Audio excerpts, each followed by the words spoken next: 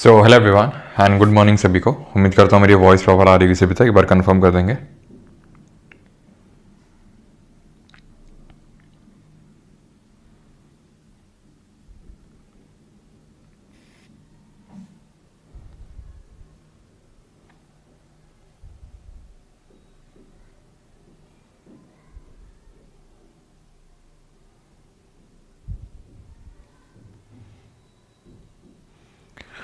सारी चीज़ें प्रॉपर हैं, एक बार कंफर्म करेंगे।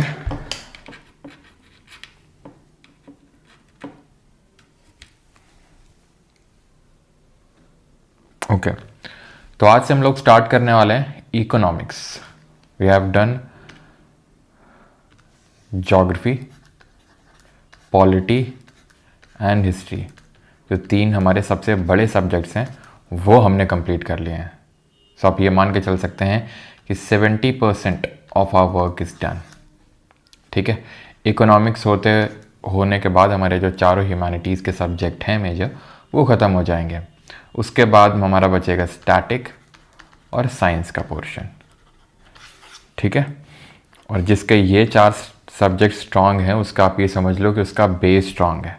यानी कि जीके में चाहे वेंडर चेंज, एसएससी में चाहे वेंडर चेंज हो, चाहे टेंडर चेंज हो, कुछ भी चेंज हो, आप किसी भी एग्ज़ाम में बैठेंगे, अगर आपके चार सब्जेक्ट स्ट्रांग हैं तो जीके में आपको बहुत ज़्यादा प्रॉब्लम नहीं होने वाली है। साइंस और स्टैटिक की बात करूं तो दे आर नॉट फिक्स्ड। हो सकता है ज़्यादा आ जाए, हो सकता है कम आ जाए, लेकिन ज्योग्राफी, पॉलिटी, हिस्ट्री, इकोनॉमिक्स ये आपको धोखा नहीं देंगे। एक इनमें दे सकता है, बाकी आपको संभाल लेंगे। ये है कि हो सकता है पॉलिटी से कम क्वेश्चन आ जाए, हो सकता है ज्योग्राफी से बहुत क्वेश्चन है, ना के बराबर क्वेश्चन आए तो फिर पॉलिटी और हिस्ट्री से ज़्यादा आ जाएंगे या इकोनॉमिक्स से ज़्यादा आ जाएंगे। तो ये क्या है कि चीज़ें आपको बैलेंस आउट कर लेंगे अगर एक से कम आया। ठीक है, तो इनको करना भी काफ़ी मुश्किल है। अगर मैं बात करूँ मुश्किल इन दी सेंस कि थोड़ा टाइम टेकिंग है, बिकॉज थोड़े लंबे सब्जेक्ट हैं। इकोनॉमिक्स को अगर हम साइड रख दें, क्योंकि इकोनॉमिक्स उतना बड़ा नहीं होने वाला है जितना कि ज्योग्राफी था या पॉलिटी था या फिर हिस्ट्री था। ठीक है, तो इकोनॉमिक्स हमारा आप ये मान के चलो लगभग 11 से 12 क्लासेस लगेंगी जिसमें कि हमारा पूरा इकोनॉमिक्स खत्म हो जाएगा। तो आज हमारा पहला क्लास है जिसमें कि हम बेसिक्स देखने वाले हैं इकोनॉमी के। ठीक है, सो बॉर्डर फिल्म में आप क्यों नहीं गए थे? जा रहे हैं, बस क्लास ले लें फिर वहीं जा रहे हैं वहीं पे, है ना।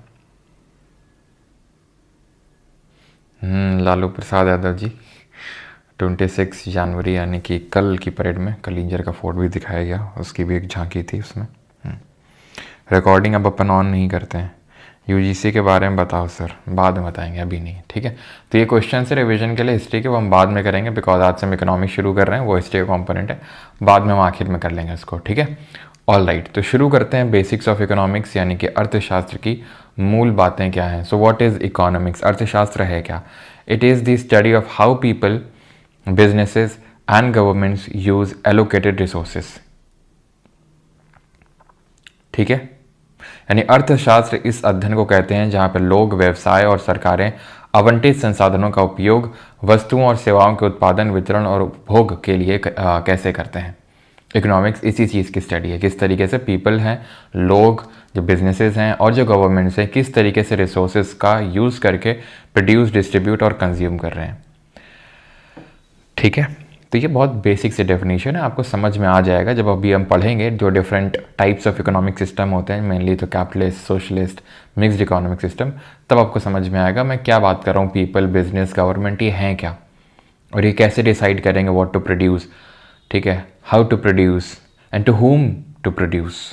ओके, तो ये अभी हम देखेंगे। ये डिसीजन कौन लेगा, उसके बेसिस पे डिफरेंट इकोनॉमिक सिस्टम निकल के आते हैं। ओके, तो इकोनॉमिक्स इन जनरल क्या है, किस चीज़ को प्रोड्यूस करना है, ठीक है, कैसे प्रोड्यूस करना है, किसके लिए, किस प्राइस पे प्रोड्यूस करना है, सेल करना है, वो सारी चीज़ें कौन डिसाइड करेगा, कौन सेल करेगा, वो सारी चीज़ें का जो पूरा समन्वय है उसको हम इकोनॉमिक्स या अर्थशास्त्र बोलते हैं। आपके एग्जाम में कभी डेफिनेशन नहीं पूछेगा। ठीक, तो आगे बढ़ते हैं। इकोनॉमिक्स को हम ब्रॉडली दो कैटेगरी में डिवाइड करते हैं। अर्थशास्त्र को व्यापक रूप से दो वर्गों में विभाजित किया जाता है, मैक्रो इकोनॉमिक्स यानी समष्टि अर्थशास्त्र और माइक्रो इकोनॉमिक्स यानी कि व्यष्टि अर्थशास्त्र। ठीक है, मैक्रो इकोनॉमिक्स और micro economics. Macro versus micro देखते हैं कि what is the difference between the two. Macro economics और माइक्रो में क्या अंतर है। वैसे तो आपको नाम पढ़ के ही समझ में आ रहा होगा कि मैक्रो मतलब बड़ा, माइक्रो मतलब छोटा, बस वही है। ठीक है। तो macro it focuses on overall performance and behaviour of the economy. ये ठीक है, इसको काटिए, यहाँ पे जो इंग्लिश में लिखा है इस पे फोकस करिए, ठीक है, बिकॉज आई थिंक ये वही हिंदी में लिख गया है। तो it focuses on overall performance and behaviour of the economy, यानी कि ओवरऑल परफॉर्मेंस, पूरी ओवरऑल हम यहाँ पे देख रहे हैं परफॉर्मेंस इकोनॉमिक्स की, या फिर पूरी इकोनॉमी का बिहेवियर। माइक्रो में बात करें, इट इज़ फोकस्ड, ठीक है, it is focused on the actions of individuals और बिजनेसेस, यह व्यक्तियों या व्यवसायों को कार्यों पर केंद्रित है, यानी छोटी लेवल जो चीज़ें हैं उसको देख रहा है। कंपेयर इट फ्रॉम और draw the analogy from a forest, एक जंगल से आप इसको कंपेयर कर सकते हैं। जो अगर हम पूरे जंगल की स्टडी कर रहे हैं, like if you are studying कि भाई ये ट्रॉपिकल एवरग्रीन फॉरेस्ट है, ट्रॉपिकल एवरग्रीन फॉरेस्ट हमें वहाँ देखने को मिलते हैं जहाँ पे 200 सेंटीमीटर से ज़्यादा की रेनफॉल होती है, जहाँ पे टेम्परेचर 25 डिग्री सेल्सियस से ज़्यादा होता है, ठीक। तो ये हमें इक्वेटर के आसपास देखने को मिलेंगे। इंडिया में ये केरला, अंडमान निकोबार, नॉर्थ ईस्ट में देखने को मिलेंगे। ये हम क्या बात कर रहे हैं, ओवरऑल फॉरेस्ट की बात कर रहे हैं, एवरग्रीन फॉरेस्ट की बात कर रहे हैं। लेकिन अगर हम उसी एवरग्रीन फॉरेस्ट के अंदर अभी घुस जाएं कि एक सिंचोना करके पेड़ मिलता है, इस सिंचोना की पेड़ की जो छाल है उससे क्यूनाइन नाम की दवाई बनाई जाती है जिससे कि मलेरिया को ट्रीट किया जाता है। तो हम क्या कर रहे हैं, हम माइक्रो यानी कि छोटे लेवल पे, सूक्ष्म लेवल पे फोकस कर रहे हैं। तो इसको वेस्ट या फिर सूक्ष्म अर्थशास्त्र भी बोलते हैं, जहाँ पे हम छोटे लेवल पे चीज़ों को डिस्कस कर रहे हैं और यहाँ पर हम ओवरऑल इन जनरल लेवल पे डिस्कस कर रहे हैं। तो मैक्रो इकोनॉमिक्स हम बोल सकते हैं कि ये लेता है top down approach,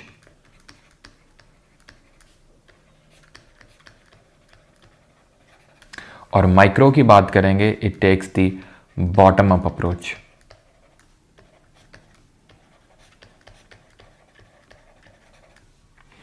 top down approach, evergreen forest है, कहाँ पाया जाएगा, इंडिया में कहाँ है, ठीक है, ये सारी चीज़ें। बॉटम अप, सिंचोना पेड़ है, ठीक, उसकी छाल से, मतलब हम बॉटम से ऊपर की ओर जा रहे हैं, यानी कि उस छोटी सी चीज़ को उसको इलाबोरेट करके देख रहे हैं। यहाँ पे क्या है, बड़ी सी जो चीज़ है उसको उसके अंदर झांक के देख रहे हैं कि उसमें क्या क्या है। ऑलराइट, फोकस एरिया की बात करें तो it is focused on the actions of the governments and countries that influence border economics such as supply, demand and prices, और सॉरी बॉर्डर नहीं, broader economics, supply, demand, prices, इन सारी चीज़ों को जो इफेक्ट करता है, that is dealt under the macro economics. Broader economic system है, हम इकोनॉमिक सिस्टम में पूरे कंट्री का भी इकोनॉमिक सिस्टम ले सकते हैं, ठीक है, और इन जनरल पूरे वर्ल्ड का भी ले सकते हैं, because there is a something called as spill over effect in the economy या फिर इन जनरल भी। स्पिल ओवर का मतलब होता है कि किसी ने कुछ किया और उसके कुछ करने की वजह से उसका इन्फ्लुएंस दूसरे पे देखने को मिला। फॉर एग्जाम्पल,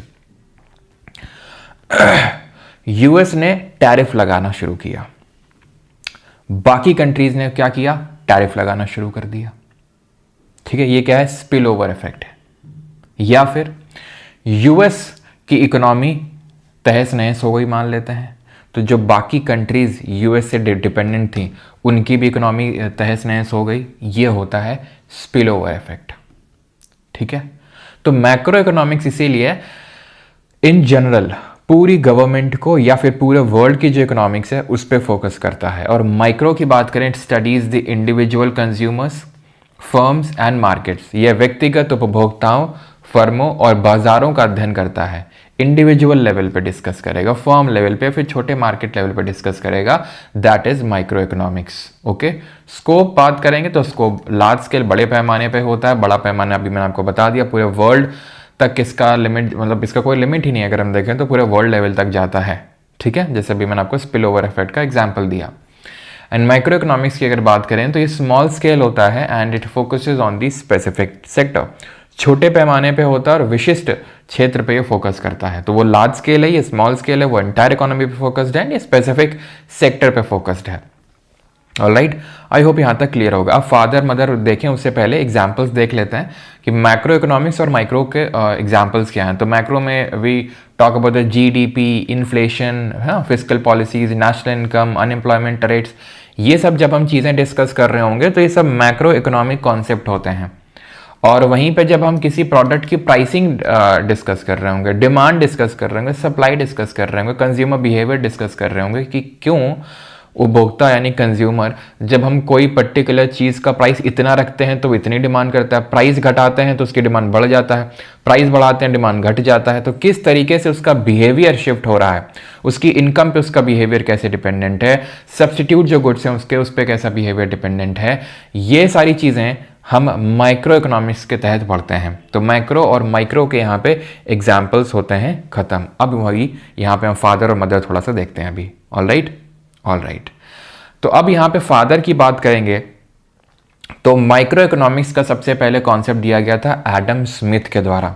इनकी एक किताब थी an inquiry into nation and the wealth of nations, मतलब ये पूरा इनकी बुक का नाम था, जो इन्होंने, मैं आपको बताऊंगा नहीं, मैं आपसे पूछता हूँ, ठीक है। ये किताब इन्होंने, ये स्कॉटिश हैं, स्कॉटलैंड से हैं, और ये किताब इन्होंने तब लिखी थी जिस साल ट्रीटी ऑफ पुरंदर हुई थी बॉम्बे ईस्ट इंडिया कंपनी जो बॉम्बे यूनिट थी एंड नाना फडणवीस के बीच में, क्योंकि ट्रीटी ऑफ पुरंदर दो हुई थी, एक 1665 में हुई थी वो जो शिवाजी वाली थी, मैं दूसरी वाली पूछ रहा हूँ वो कब हुई थी, आपको ये बताना है, ठीक है। तो पूरी किताब का नाम an inquiry into nature and the wealth of nations है, लेकिन in short of the wealth of nations याद रख सकते हैं।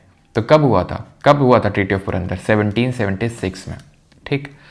हुआ ये था कि 1929 के टाइम पे, 1929 के टाइम पे ग्रेट डिप्रेशन आया था यूएसए में। ग्रेट डिप्रेशन आया था। ग्रेट डिप्रेशन क्या है? ग्रेट डिप्रेशन का मतलब ये है इकोनॉमिक्स में जहाँ पे इन्फ्लेशन रेट कम हो जाती है। आई नो कि आपको इन्फ्लेशन नहीं पता है, तो ऐसे समझो, बेरोजगारी बढ़ जाती है, प्रोडक्शन नहीं हो रहा है, डिमांड नहीं आ रही है, डिमांड नहीं आ रही तो प्रोडक्शन नहीं होगा, ये सारा कुछ है डिप्रेशन में। ये क्यों हुआ था? क्योंकि स्टॉक मार्केट क्रैश हुआ था, जो बबल बना था यहाँ पे यूएसए में, इन डिटेल अभी हम डिस्कस नहीं कर रहे हैं, आगे करेंगे।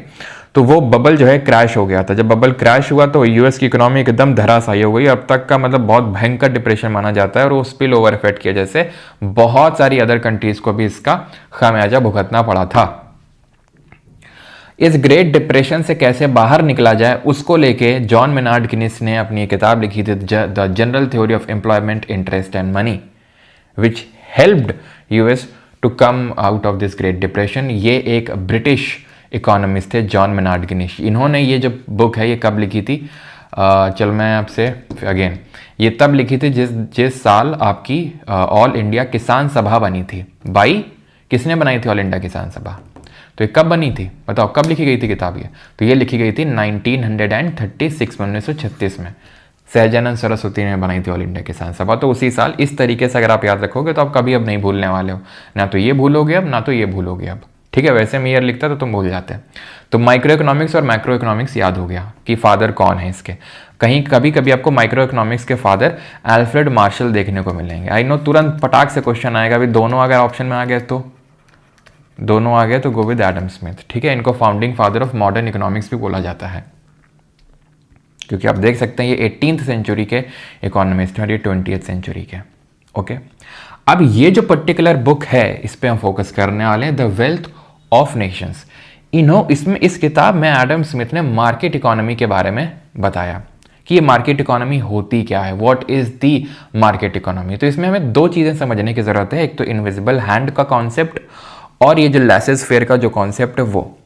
तो मार्केट इकोनॉमी ये बोलती है, अकॉर्डिंग टू दी, अगर हम एडम स्मिथ जी की बात करें, invisible hand theory. Invisible hand का मतलब है अदृश्य हाथ, हिंदी में तो यही मतलब है, अदृश्य हाथ, जो हाथ हमें दिख नहीं रहा है। तो ये हाथ कौन सा नहीं दिख रहा है हमें? ये हाथ है मार्केट फोर्सेस का हाथ। मार्केट फोर्सेस का मतलब ये है, इनका ये कहना है कि कुछ इंसानों में, अब वो इंसान कौन होते हैं, बाई बर्थ होते हैं या फिर इनेट क्वालिटीज़ होती हैं, वी डोंट नो, लेकिन कुछ इंसान ऐसे होते हैं जिनमें एनिमल स्पिरिट देखने को मिलती है।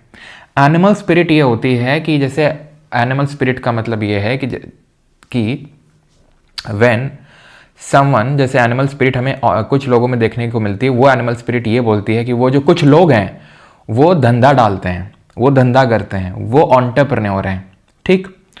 वो इस चीज़ इतने ज़्यादा एक्साइटेड होते हैं, इतने ज़्यादा इंथुसियास्टिक होते हैं उस चीज़ को लेके कि they are not concerned with the loss they are going to make, they are only seeing the profits, कि भाई इतना प्रॉफिट हो जाएगा, उतना हो जाएगा, लॉस को वो अभी अकाउंट में ले ही नहीं रहे हैं। तो ये एनिमल स्पिरिट की वजह से क्या होता है, अपने पर्सनल इंटरेस्ट की वजह से, पर्सनल इंटरेस्ट मतलब पैसा कमाना है, ओके।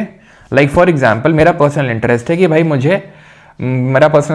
भाई मुझे पैसा कमाना है, मुझे पढ़ाना अच्छा लगता है, ठीक है, तो मैंने पढ़ाना शुरू किया। ओके, अब इससे क्या हुआ कि पढ़ाना शुरू किया मैंने, तो मुझे काफ़ी लोगों की असिस्टेंस की नीड पड़ने लगी। जब असिस्टेंस की नीड पड़ने लगी, कोई टेस्ट सीरीज बनाने के लिए, तो कोई कुछ पीडीएफ कम बनाने के लिए, ठीक है, कुछ बैकएंड में सपोर्ट के लिए, कुछ क्वेरी के लिए। और क्वेरी से याद आया, क्वेरी नंबर अभी चेंज हो चुका है, ये है नया क्वेरी नंबर, ठीक है। तो इससे क्या हुआ, बहुत लोगों को एम्प्लॉयमेंट मिल गया। तो यानी मैंने अपने पर्सनल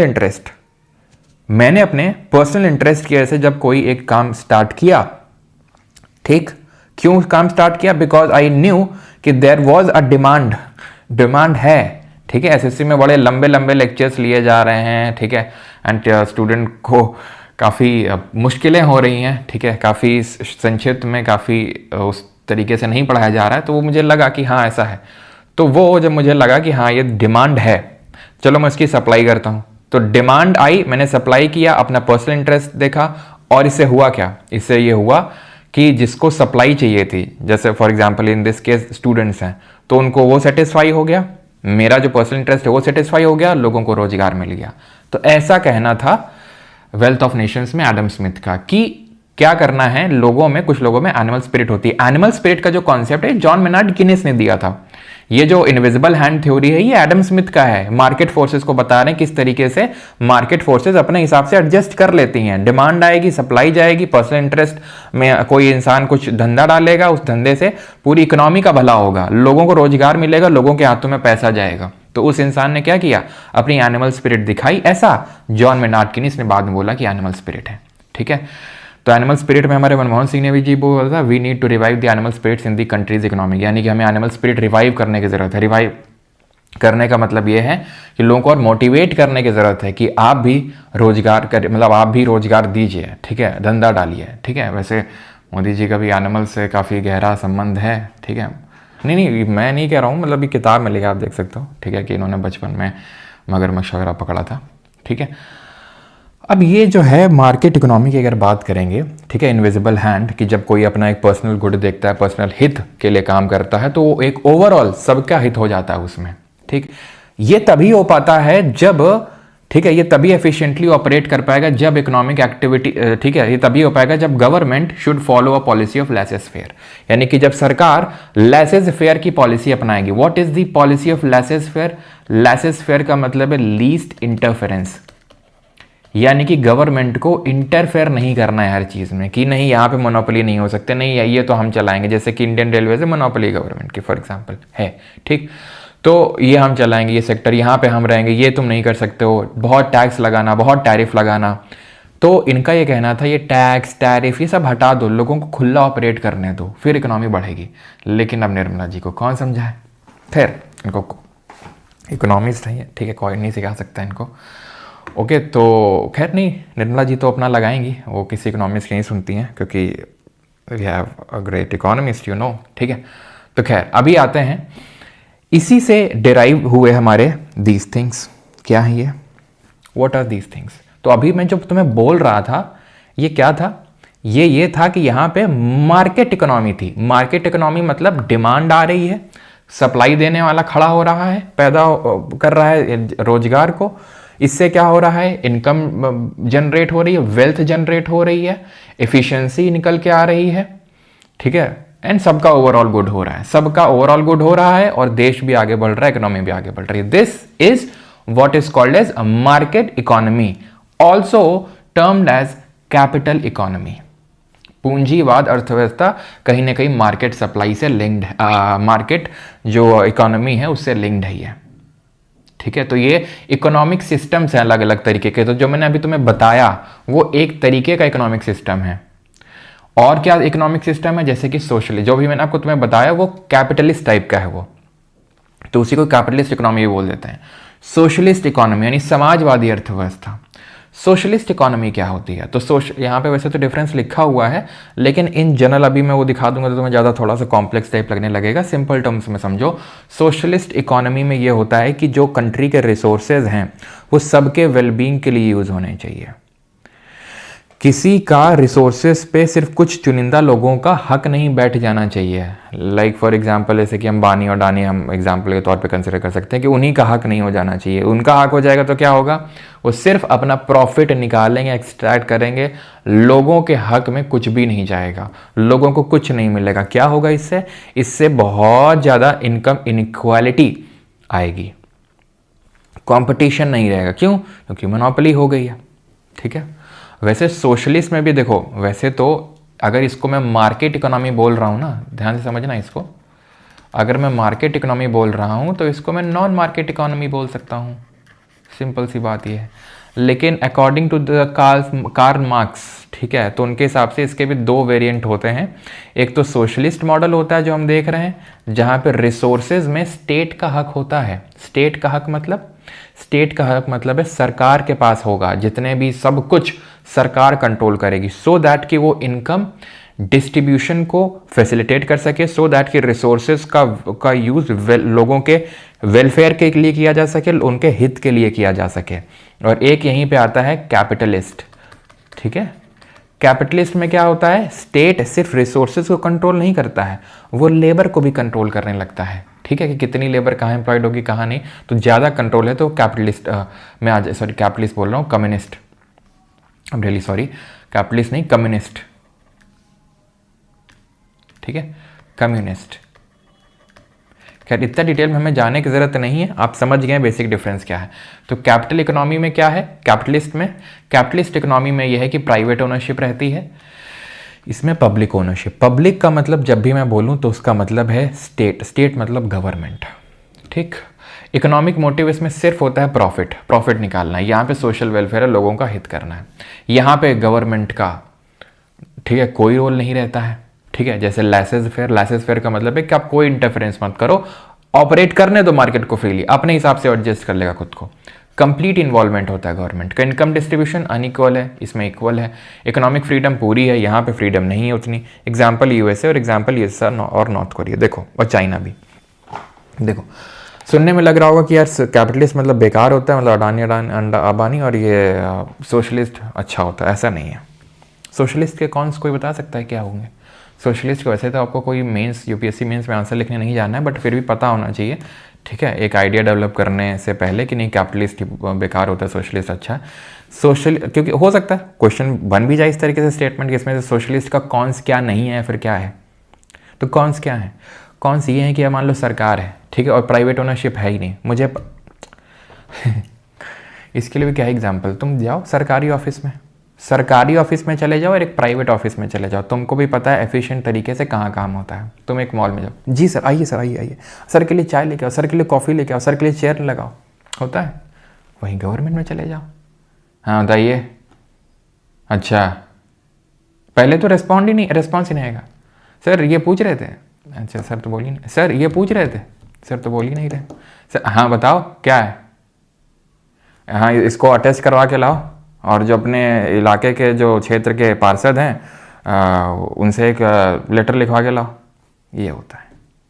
अरे सर ये बोल रहे थे 500,000 ले लेते हैं, ठीक है लाओ। अच्छा तो क्या हुआ, एफिशिएंसी नहीं आती है इसमें, एफिशिएंसी नहीं रहती है। क्यों?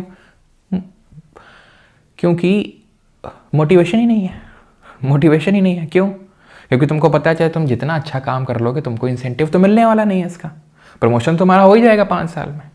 तो जब तुमको इंसेंटिव है नहीं, प्रमोशन तुमको 5 साल में हो ही जाना है, तो फिर क्यों लोड लेना है? आराम से बैठ के मौज मारो और काम जितना कम से कम हो सके उतना कम से काम करो। तुम भी यही करोगे, ठीक है, हंसो नहीं, तुम भी यही करोगे बैठ के। जब तुम बाबू बनोगे, सरकारी नौकरी की तैयारी कर रहे हो बाबू बनने के लिए, तुम में से 90% लोग वही करेंगे। ऐसा तो है नहीं कि जो अभी लोग बैठे हैं ये कहीं और चांद से आए हैं, मार से आए हैं, ये हम ही लोगों में से गए हैं और हम ही लोगों में से आगे जाएंगे, तो वही होने वाला है। ठीक है, ऐसा ही सिस्टम चलता है, ऐसा ही होता है हमारे यहाँ। तो इसमें क्या होता है, एफिशिएंसी नहीं आती है भैया। ठीक है, इक्वालिटी तो तुमने दे दी, इक्वालिटी दे दी, अब इट इज़ लाइक कि भाई 100 रुपये हैं, ठीक है, 5 लोग हैं, 20-20 बांट लिया, ये खुश हो गया, देखा सबके पास 20-20 है। यहाँ क्या हुआ, यहाँ 1000 रुपया है, ठीक है, 4 लोगों को 20-20 मिला, कितना हो गया, सॉरी 4 लोगों को 20-20 नहीं, यहाँ मानो कि 4 लोगों को 50-50 मिला, कितना हो गया 200, एक को मिल गया 800। अब या तो तुम ये दुखी हो सकते हो कि इसको 800 कैसे मिल गया, या तो इस बात से खुश हो सकते हो कि यार हमें 20 ही मिल रहा था ऐसी कंडीशन में, लेकिन वो जो कि हमें दिखता है नहीं, ठीक है, और यहाँ 10 गुना है उसका पास। देखो ना, सबके पास 20 था, उसका 10 गुना है इन चारों के पास, एक के पास लेकिन 800 रुपए है।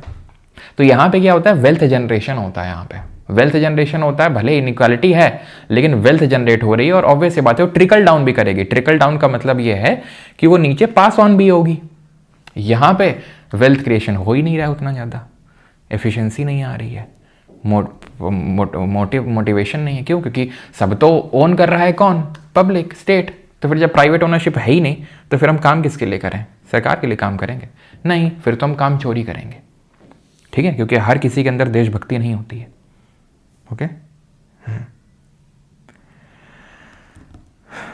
मुझसे नहीं सर, मुझसे तो ऐसा काम होगा ही नहीं। ओहो, ठीक है।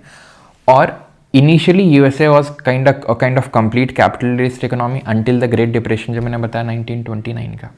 यूएसएसआर ने सबसे पहले सोशलिज्म को टेस्ट किया, चाइना में पास ऑन हुआ, लेकिन अभी अगर बात करें तो किसी कंट्री को कंप्लीटली कैपिटलिस्ट में रखना, सोशलिस्ट में रखना is not kind of good thing. मतलब कोई ऐसा कंट्री तो है ही नहीं कि पूरी तरीके से, अभी पहले थी जो मैंने एग्जांपल लिख रखा है, लेकिन अभी तो बहुत हद तक, जैसे चाइना की बात करें तो पहले सोशलिस्ट टाइप ऑफ इकोनॉमी था, लेकिन चाइना अब धीरे धीरे बहुत हद तक अगर आप देखोगे तो वहाँ पर एफिशिएंसी क्यों है।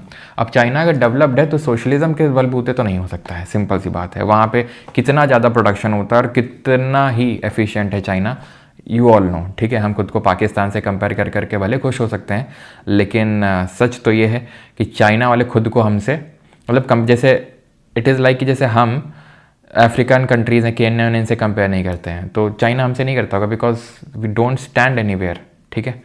कुछ मामलों में स्टैंड हो सकते हैं, नो डाउट, बट बहुत सारी चीज़ें ऐसी हैं जो अभी हमें बहुत ज़्यादा इंप्रूव करने की ज़रूरत है, ठीक है। अब उसके अलग चैलेंजेस है हमारे कंट्री को, जो हम यहाँ पे डिस्कस नहीं करेंगे। तो मिक्स्ड इकोनॉमी में पब्लिक और प्राइवेट ओनरशिप दोनों होती है। इकोनॉमिक मोटिव अगर बात करेंगे तो प्रॉफिट भी है और लोगों का वेलफेयर करना भी है, ठीक है। तो गवर्नमेंट रोल यहाँ पे लिमिटेड होता है, यहाँ पे लेस अनइक्वल इनकम डिस्ट्रीब्यूशन, मतलब जो बीच का है, सिंपल बीच का, लिमिटेड लेस लिमिटेड, ठीक है, वही बीच का। इंडिया इसका एग्जांपल है। इंडिया इनिशियली जब हम 5 ईयर प्लान वगैरह लाए थे तो उस टाइम पे हम बहुत ज़्यादा सोशलिज्म की तरफ इंक्लाइन थे। अभी धीरे धीरे आप देख रहे हैं जो अंबानी अडानी वाला जो भी हो रहा है, ये कैपिटलिज्म की तरफ ही तो झुकाव है, ठीक है। तो हम पहले ज़्यादा सोशलिज्म की तरफ थे, अब कैपिटलिज्म की तरफ थोड़ा ज़्यादा बढ़ रहे हैं, ठीक है। पूरी तरीके से कैपिटलिस्ट हो जाना तो वही अगेन, ठीक है, वही अगेन कि भाई मान लो कुछ हाथों में पहुंच गया, मान लो अंबानी अडानी का एग्जांपल ले लेते हैं, ऐसी तैसी कर देंगे, बाकियों को खेलने ही नहीं देंगे, जो बाकी लोग भी इंडस्ट्री मान लो लगाना चाहते हैं। तो थोड़ा बहुत तो गवर्नमेंट का जो इंटरफेरेंस है वो ज़रूरी है, और ऐसा जॉन मेनार्ड किनिस ने बोला था जब ग्रेट डिप्रेशन हुआ था कि थोड़ा बहुत गवर्नमेंट का इंटरफेरेंस ज़रूरी है, पूरी तरीके से खुला छूट देने की ज़रूरत नहीं है। ये हिंदी में पूरा लिखा हुआ है यहाँ पर, ठीक है। कि स्वामित्व क्या होगा पूंजीवादी अर्थव्यवस्था में, समाजवादी अर्थव्यवस्था में, आर्थिक उद्देश्य क्या है, सरकार की भूमिका क्या है, आय का वितरण किस तरीके से होता है, आर्थिक स्वतंत्रता और उदाहरण यहाँ पे लिखे हुए हैं, ठीक। ऑल राइट, अब आते हैं ये, अब अगेन ये हमें डिटेल में अभी मैं डिस्कस नहीं कर रहा हूँ इसको, बस अभी के लिए बस देख लो, थोड़ा सा जान लो, समझना है तो समझ लो, नहीं तो जाने दो, आगे डिटेल में डिस्कस करेंगे। जैसे इंडिया ने पहले लाइसेंस लगा के रखा था। लाइसेंस का मतलब ये है कि अगर मुझे व्यवसाय खड़ा करना है किसी एक पर्टिकुलर सेक्टर में, मुझे उद्यम करना है, तो मुझे गवर्नमेंट से पहले लाइसेंस लेना पड़ेगा, जाके अप्रूवल लेना पड़ेगा जाके। गवर्नमेंट ने ये नीति इसलिए लगा के रखी थी क्योंकि ईस्ट इंडिया कंपनी आई थी, एक कंपनी थी, ट्रेड करने आई थी, और उसने पूरे देश को अपने अंडर ले लिया था, ठीक है। तो वो जो 200 साल की जो गुलामी हमने जो झेली थी, ठीक है, तो वो गुलामी ऐसा ना हो कि फिर मतलब, तो एक उसने कंपनी के तरफ या फिर कंपनी से एक डर डेवलप कर दिया। तो और भी बहुत सारे कारणों की वजह से, क्योंकि लोगों का वेलफेयर भी करना था, लोगों का हित भी करना था, इसलिए लाइसेंस लेना पड़ता था आपको। और वो लाइसेंस जब आप लेने जाते थे तो आपको वही अगेन रेड टेपिज्म मतलब घूस दोगे तभी सारी चीज़ें क्लियर होंगी, डॉक्यूमेंट्स क्लियर होंगे, ठीक है। इनफैक्ट जब तुम्हें एक छोटा सा काम कराना, तुम्हें पासपोर्ट बनाना हो, आई एम नॉट वो सेइंग, लेकिन से सुना है मैंने, ठीक है, कि पुलिस वाले उसके लिए भी पैसा मांगते हैं। समझ लो पासपोर्ट बनाने के लिए पैसा मांगते हैं, तो सोचो तब के टाइम पे इंडस्ट्री इस्टेब्लिश करने के लिए जो बाबू लोग हैं कितना पैसा मांगते होंगे, ठीक है, कि ये पेपर क्लियर, वो पेपर क्लियर, नहीं तो दिक्कत, वहाँ पे अड़ंगा लगा देंगे, ठीक है। अभी मैं आपको बताता हूँ, ठीक है, वरासत जो होती है, लाइक जो आपके पेरेंट्स आपको प्रॉपर्टी ट्रांसफ़र होती है, तो एक लेखपाल मैडम जी हैं, ठीक है, तो उनसे काम होना था। तो वो मैडम जी पेपर को क्लियर ही नहीं कर रही थी, जानबूझ के ये प्रॉब्लम है वो प्रॉब्लम है, नहीं आना पड़ेगा, ठीक है, नहीं वहाँ पे आना पड़ेगा आपको और ये करना पड़ेगा वो करना पड़ेगा। Just that was an indication कि भाई पैसा दो सारा काम हो जाएगा। थोड़ा सा काइंड ऑफ जब चाबी भरी उनकी तो अपने आप काम हो गया सारा, ठीक है। तो वही होता है। सोचो इंडस्ट्री इस्टेब्लिश करने के लिए कितनी वो दिक्कत होती होगी। तो वो है लाइसेंस राज। जब अभी हम देखेंगे आगे चल के हमारे अगेन जैसे वहाँ ग्रेट डिप्रेशन हुआ यूएसए में, वहाँ यूएसए यहाँ पे हमें हुआ बैलेंस ऑफ पेमेंट क्राइसिस, भयंकर क्राइसिस हुआ। इससे काफ़ी क्वेश्चंस बने अभी रिसेंटली आपके पेपर में, लेकिन अगेन हम ये डिटेल में अभी नहीं देखना, आगे देखना है। तो फिर हम ये एलपीजी रिफॉर्म्स लेके आए, बस अभी के लिए इतना समझ लो, ठीक है। आगे बढ़ते हैं। अब आते हैं ये पब्लिक गुड प्राइवेट गुड क्या होते हैं, उसको समझने के लिए हमें पहले कॉन्सेप्ट ऑफ एक्सक्लूडेबिलिटी को समझना होगा, ठीक। एक्सक्लूडेबिलिटी क्या है? It is a concept that defines whether it is feasible and practical to prevent individuals who have not paid for good और सर्विस फ्रॉम यूजिंग और कंज्यूमिंग इट। मतलब ये है कि कोई भी चीज़ जो पेड है वो एक्सक्लूडेबल है।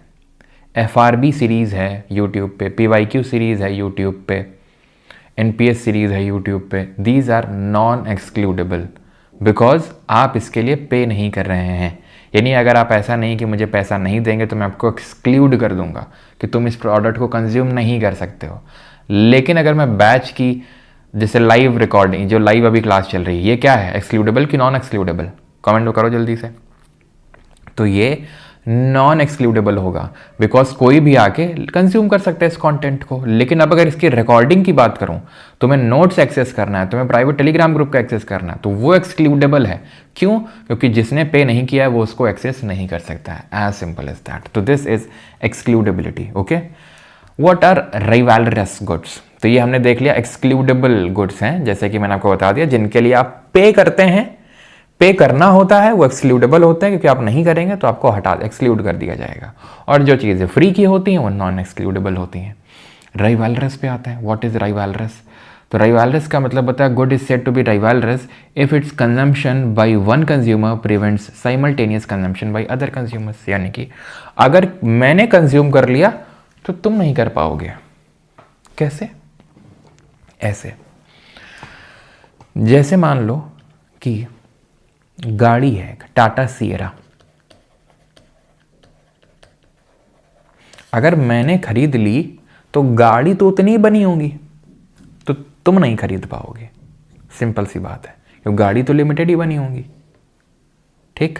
तो यानी मेरा कंजम्पशन तुम्हारे कंजम्पशन को अफेक्ट कर रहा है। यानी तुम्हारा मतलब ऐसा नहीं कि मैं गाड़ी खरीद लूंगा तो अच्छा सर, मतलब तुम खरीद लोगे तो हम नहीं खरीद, मतलब ये कोई तो नहीं खरीद पाएगा, कोई तो, किसी का तो हक मैंने मार लिया, वो है राइवलरस। समझ रहे हैं? जैसे कि मान लो एक पेड़ लगा हुआ है, ठीक, मैंने जाके काट लिया उसको, मैंने जाके काट लिया।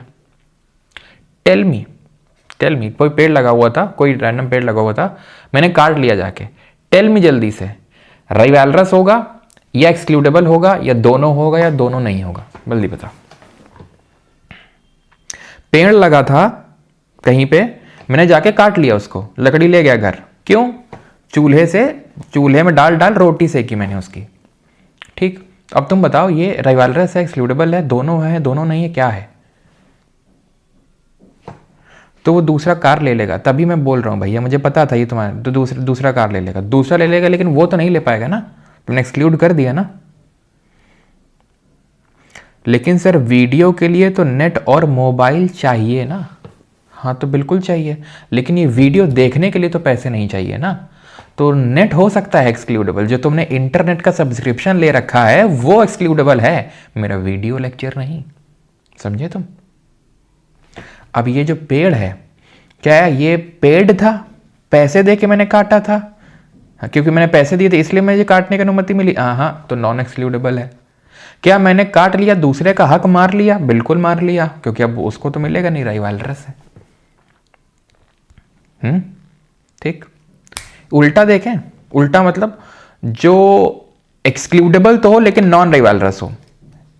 सोच सकते हो तुम, सोचो, दिमाग में जोर लगाओ थोड़ा। बताऊंगा तो मैं ही, लेकिन अपने आप से जोर लगा लोगे तो ज्यादा सही रहेगा, कभी भूलोगे नहीं।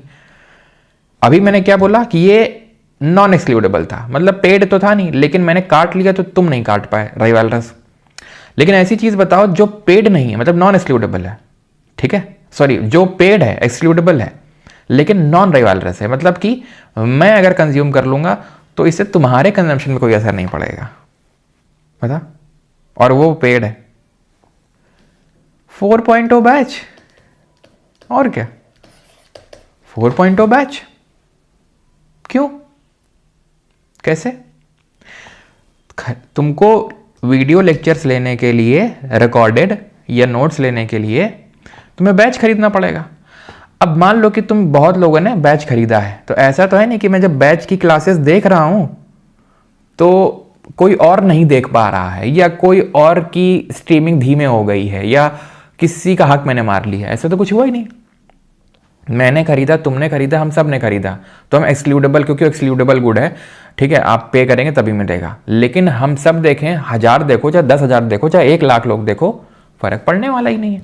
लेकिन वही फैटमैन किताब को ले लो, मतलब क्या जरा समझ क्या है, मतलब इकोनॉमिक्स के नाम में पूरा प्रमोशन कर मारेंगे, बिल्कुल करेंगे, ठीक है। तो फैटमैन है मान लो, तो फैटमैन क्या है, किताब है।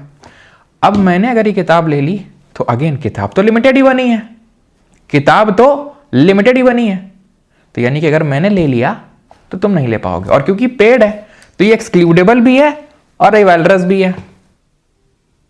एक्सक्लूडेबल क्यों है? क्योंकि पैसा देके मिलेगा। रिवाल्रस क्यों है? क्योंकि फिक्स्ड क्वांटिटी में प्रोड्यूस हुआ है, मैंने ले लिया तुम नहीं ले पाओगे, कोई तो नहीं ले पाएगा। ले लो, देखो, सिंक इन करो, थोड़ा थोड़ा महसूस करो, कुछ महसूस करो, कुछ महसूस कराओ, कुछ देखो, कुछ दिखाओ, देखो।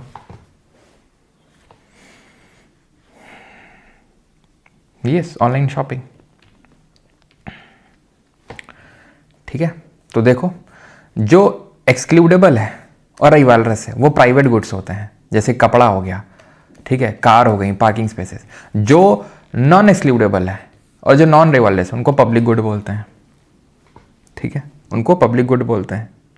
तो पब्लिक गुड क्या है? पब्लिक गुड क्या है? They are generally provided by the private sector. है क्या? सॉरी, यहां पे उल्टा हो गया है, ये जो है थोड़ा सा दिक्कत हो गई है, ठीक है। इधर प्राइवेट होगा, इधर पब्लिक होगा, ठीक है, थोड़ा दिक्कत हो गई यहाँ पे, पब्लिक, ठीक है। तो इनको प्राइवेट सेक्टर के द्वारा प्रोड्यूस किया जाता है, इनके गवर्नमेंट के द्वारा प्रोड्यूस किया जाता है, और इनकी जीरो मार्जिनल कॉस्ट होती है, इनको positive marginal cost. Marginal cost का मतलब है extra cost you have to bear, कोई कॉस्ट है ही नहीं तो कॉस्ट बियर करोगे ही क्या तुम, ज़ीरो, ठीक है। और यहाँ पे क्या है, जितना ज़्यादा कंज्यूम होगा उतना ही ज़्यादा प्राइस बढ़ेगा, उतनी पॉजिटिव मार्जिनल कॉस्ट निकल के आएगी, ठीक है।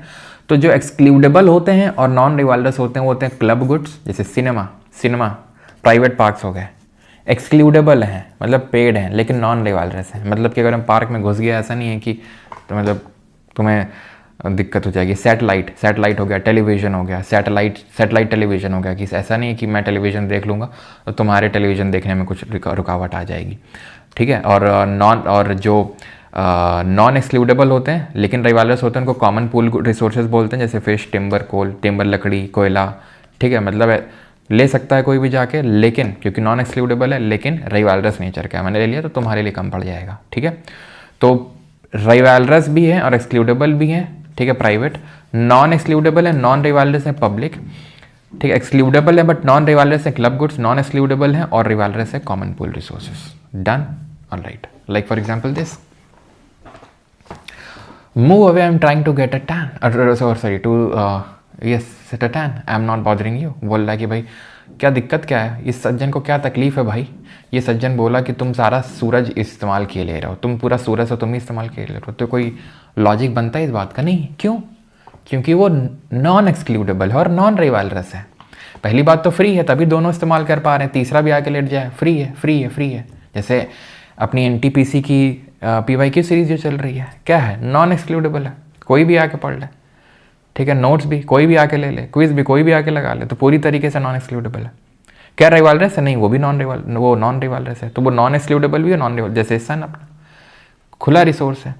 और ऐसा नहीं है कि इसने ऐसे धूप ले लिया तो इसको कम मिल जाएगी, क्यों? क्योंकि सन की अपॉर्चुनिटी कॉस्ट ज़ीरो होती है। सर ये क्या होती है अपॉर्चुनिटी कॉस्ट? अपॉर्चुनिटी कॉस्ट अभी मैं अगेन डिटेल में नहीं है तो मतलब अभी आगे पढ़ाऊँगा, ठीक है। तो फैटमैन से अगर आप देख रहे हैं तो हो सकता है इस चैप्टर में ना लिखा हो, लेकिन आगे कहीं ना कहीं लिखा होगा।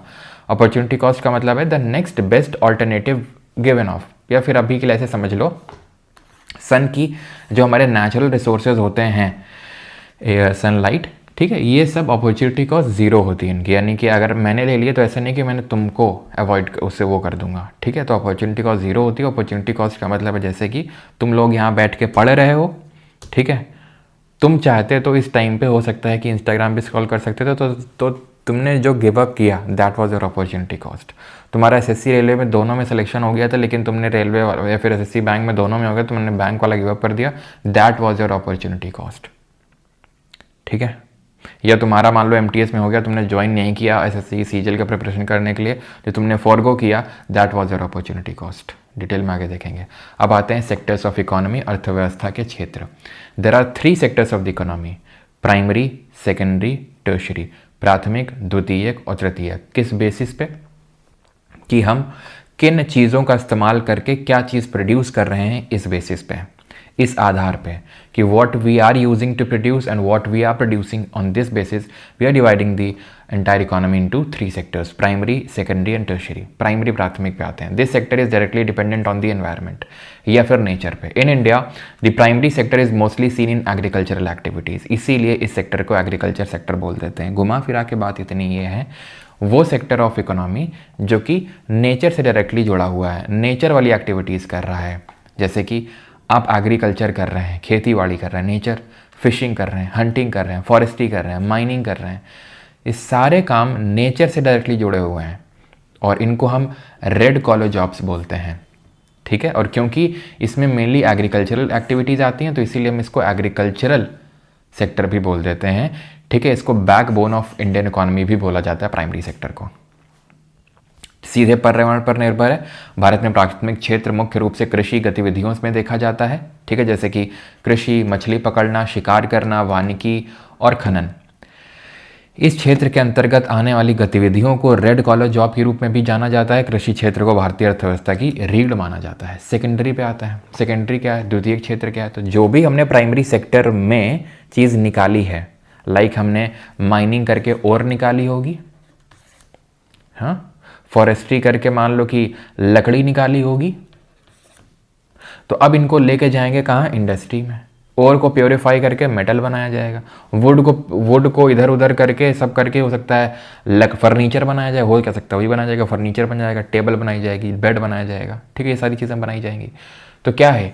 यानी कि प्रोसेसिंग हो रही है, यानी कि ट्रांसफॉर्म किया जा रहा है रॉ मटेरियल को, यानी कि क्या किया जा रहा है? कच्चे माल को जो है उसमें कुछ वैल्यू ऐड करी जा रही है। वो जो कच्चा माल था, जैसे कि मैंने दूध दुहा, ठीक है, आज किसान को फ़ायदा क्यों नहीं होता ना, ठीक है, ज़्यादा फ़ायदा किसको होता है? आगे जो कंपनीज होती हैं। जैसे कि मैंने आलू प्रोड्यूस किया, आलू मैंने जाके मंडी में बेच दिया, ठीक है, सीधा थोड़ा बहुत पैसा मिल गया। अब वो जाएगा किसी मैन्युफैक्चरिंग इंडस्ट्री, मान लेते हैं ये लेज़ की फैक्ट्री में जाता है, उसने क्या किया? उसकी प्रोसेसिंग करी, उससे चिप्स बना दिया, अब वो तगड़े दाम में बेचेगा। हो सकता है सिर्फ दो आलू से जो बनाए गए चिप्स हैं वो बंदा 20 रुपये में बेच दे, 20 रुपये में बेच दे, 20 रुपये में सिर्फ 2 आलू। और पता चल रहा जो किसान है उसने उसको हो सकता है उसको 2 किलो आलू ही पूरे 20 रुपये में निकालने पड़े, और एक उसने 2 आलू ही 20 रुपये में देखी होगी, उसने क्या किया? ट्रांसफॉर्म कर दिया, उसको वैल्यू एड कर दी उसने, ठीक है। तो यहाँ वैल्यू एड होने जाता है। तो इसीलिए इसको, क्योंकि यहाँ पर मेनली मैन्युफैक्चरिंग होती है, जैसे वहाँ पर मेनली एग्रीकल्चर इन्वॉल्व था तो एग्रीकल्चर सेक्टर बोल दिया था, वैसे यहाँ पर मेनली मैन्युफैक्चरिंग इन्वॉल्व है तो इसको मैन्युफैक्चरिंग सेक्टर भी बोल देते हैं। जैसे प्रोसेसिंग हो गया, बिल्डिंग हो गया, कंस्ट्रक्शन हो गया, इलेक्ट्रिसिटी हो गया। अब इलेक्ट्रिसिटी भी प्रोड्यूस होती है ना, तो भी सेकेंडरी सेक्टर में आएगा आपका, ठीक है, इलेक्ट्रिसिटी को जो किया जाता है। The secondary sector is considered the backbone of a country as it aids its industrialisation, for example China, ठीक है, बैकबोन ऑफ कंट्री मानते हैं, लेकिन इंडिया में ये सेकेंडरी सेक्टर बहुत ज़्यादा डेवलप नहीं हुआ है, ठीक है, तो इसीलिए हम एग्रीकल्चर को ही बैकबोन मानते हैं। अब आते हैं टर्शरी सेक्टर पे। टर्शरी सेक्टर को हम सर्विसेज सेक्टर के नाम से भी जानते हैं। It is a part of the economy where businesses produce services. Services क्या होती हैं? तो सर्विसेज होती हैं इनटैंजिबल चीज़ें। इनटैंजिबल का मतलब ये होता है जिनको हम छू नहीं सकते हैं, अमूर्त होती हैं, ऐसी चीज़ जिसे छुआ नहीं जा सकता है। जैसे कि मैं तुम्हें पढ़ा रहा हूँ तो तुम क्या इसे छू सकते हो? नहीं छू सकते हो। छू सकता है क्या कोई? नहीं छू सकता है, ठीक है, बिल्कुल, ठीक है। या फिर मैंने तुमको मान लो जैसे कि तुम्हें क्योंकि मैंने तुम्हें नॉलेज ट्रांसफ़र किया, राइट।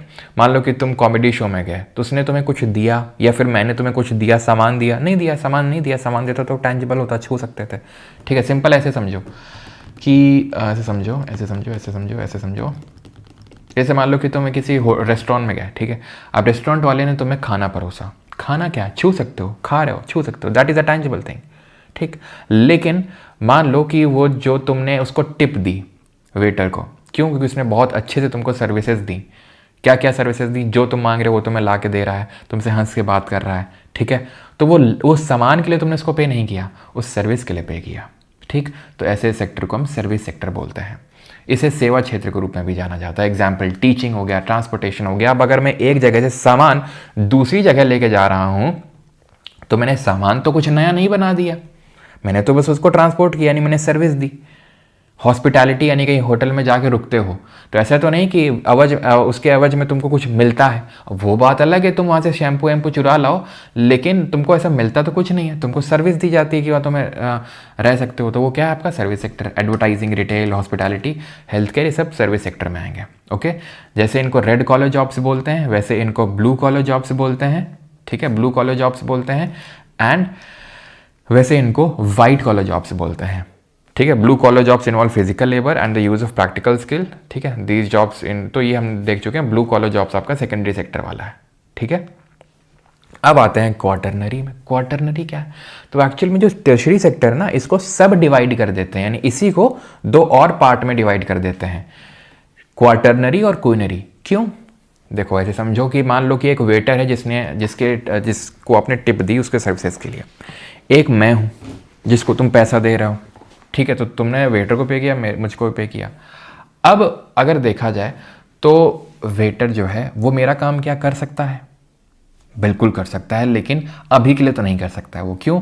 क्योंकि ये काम करने के लिए नॉलेज की ज़रूरत होती है, हर कोई नहीं कर सकता है। जैसे मान लो कि झाड़ू पोछा लगाने का काम है, तो मैं अगर मुझसे कोई बोल दे कि तुम वेटर का काम कर लो तो मैं कर लूँ, अगेन उतना एफिशिएंट नहीं कर पाऊंगा, लेकिन अगर हाइपोथेटिकली देखा जाए तो कर लूँगा ना। उसमें कोई नॉलेज की ज़रूरत थोड़ी ना है, स्किल की ज़रूरत नहीं है ज़्यादा, तो उतना ज़्यादा स्किल की ज़रूरत नहीं, नॉलेज की ज़रूरत नहीं है। तो इसलिए वो एक अलग तरीके का काम हो गया, और जो मेरा काम है वो अलग तरीके का हो गया। फिर जो बैंकिंग सर्विसेज दे रहा है, जो सीए को चार्टर्ड अकाउंटेंट है, ये नॉलेज स्पेसिफिक है थोड़ी सी। तो ये क्वार्टरनरी सेक्टर हमने क्रिएट कर दिया टर्शरी सेक्टर के अंदर में ही, ठीक है। एंड फिर आ जाता है क्वीनरी। क्वीनरी वो होता है it involves high level knowledge based activities that require expertise and advance skills. जहां पे सिंपल मैं आपको एक लाइन में बोलूं तो पॉलिसी मेकिंग खत्म। पॉलिसी मेकिंग जैसे अपनी निर्मला ताई जी हैं, ठीक है, तो क्या करती हैं? पॉलिसी मेकिंग करती हैं। तो जो हमारे गवर्नमेंट के लोग हैं, ठीक है, क्या कर रहे हैं? ये सोच रहे हैं, ब्रेनस्टॉर्मिंग कर रहे हैं। और हमारे, वो बात अलग है कि वो कुछ और कर रहे होते हैं, लेकिन फिर भी तो क्या कर रहे हैं? ब्रेनस्टॉर्मिंग कर रहे हैं। लाइक फॉर एग्जांपल कंपनी में भी कई लोग ऐसे होते हैं, ठीक है, जिनका काम ये होता है कि वो सिर्फ ब्रेनस्टॉर्म करें, वो नए नए आइडियाज़ लेके आएँ। तो ये क्या है? आइडिया सेक्टर आप बोल सकते हो। It is idea specific, idea, ठीक है। पॉलिसी मेकिंग, बस ये जो मैंने कीवर्ड लिखे हैं ना, बस इनको याद कर लो, ये सब देखने की ज़रूरत नहीं है, ठीक है। पॉलिसी मेकिंग, रिसर्च हो गया, तो इनको गोल्ड कॉलर जॉब्स ही बोला जाता है, क्वीनरी को, खत्म। अब थोड़ा बहुत हम देख लेते हैं। पहले ये बताओ, यहाँ तक किसी को डाउट तो नहीं है? एनीवन? किसी को यहाँ तक कोई डाउट?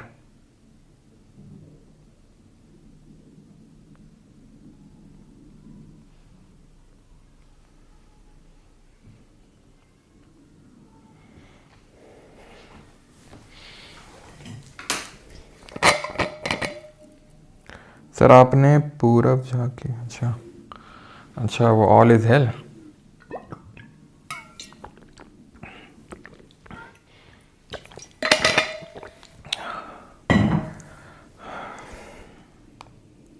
नो सर, ओके, अच्छी बात है।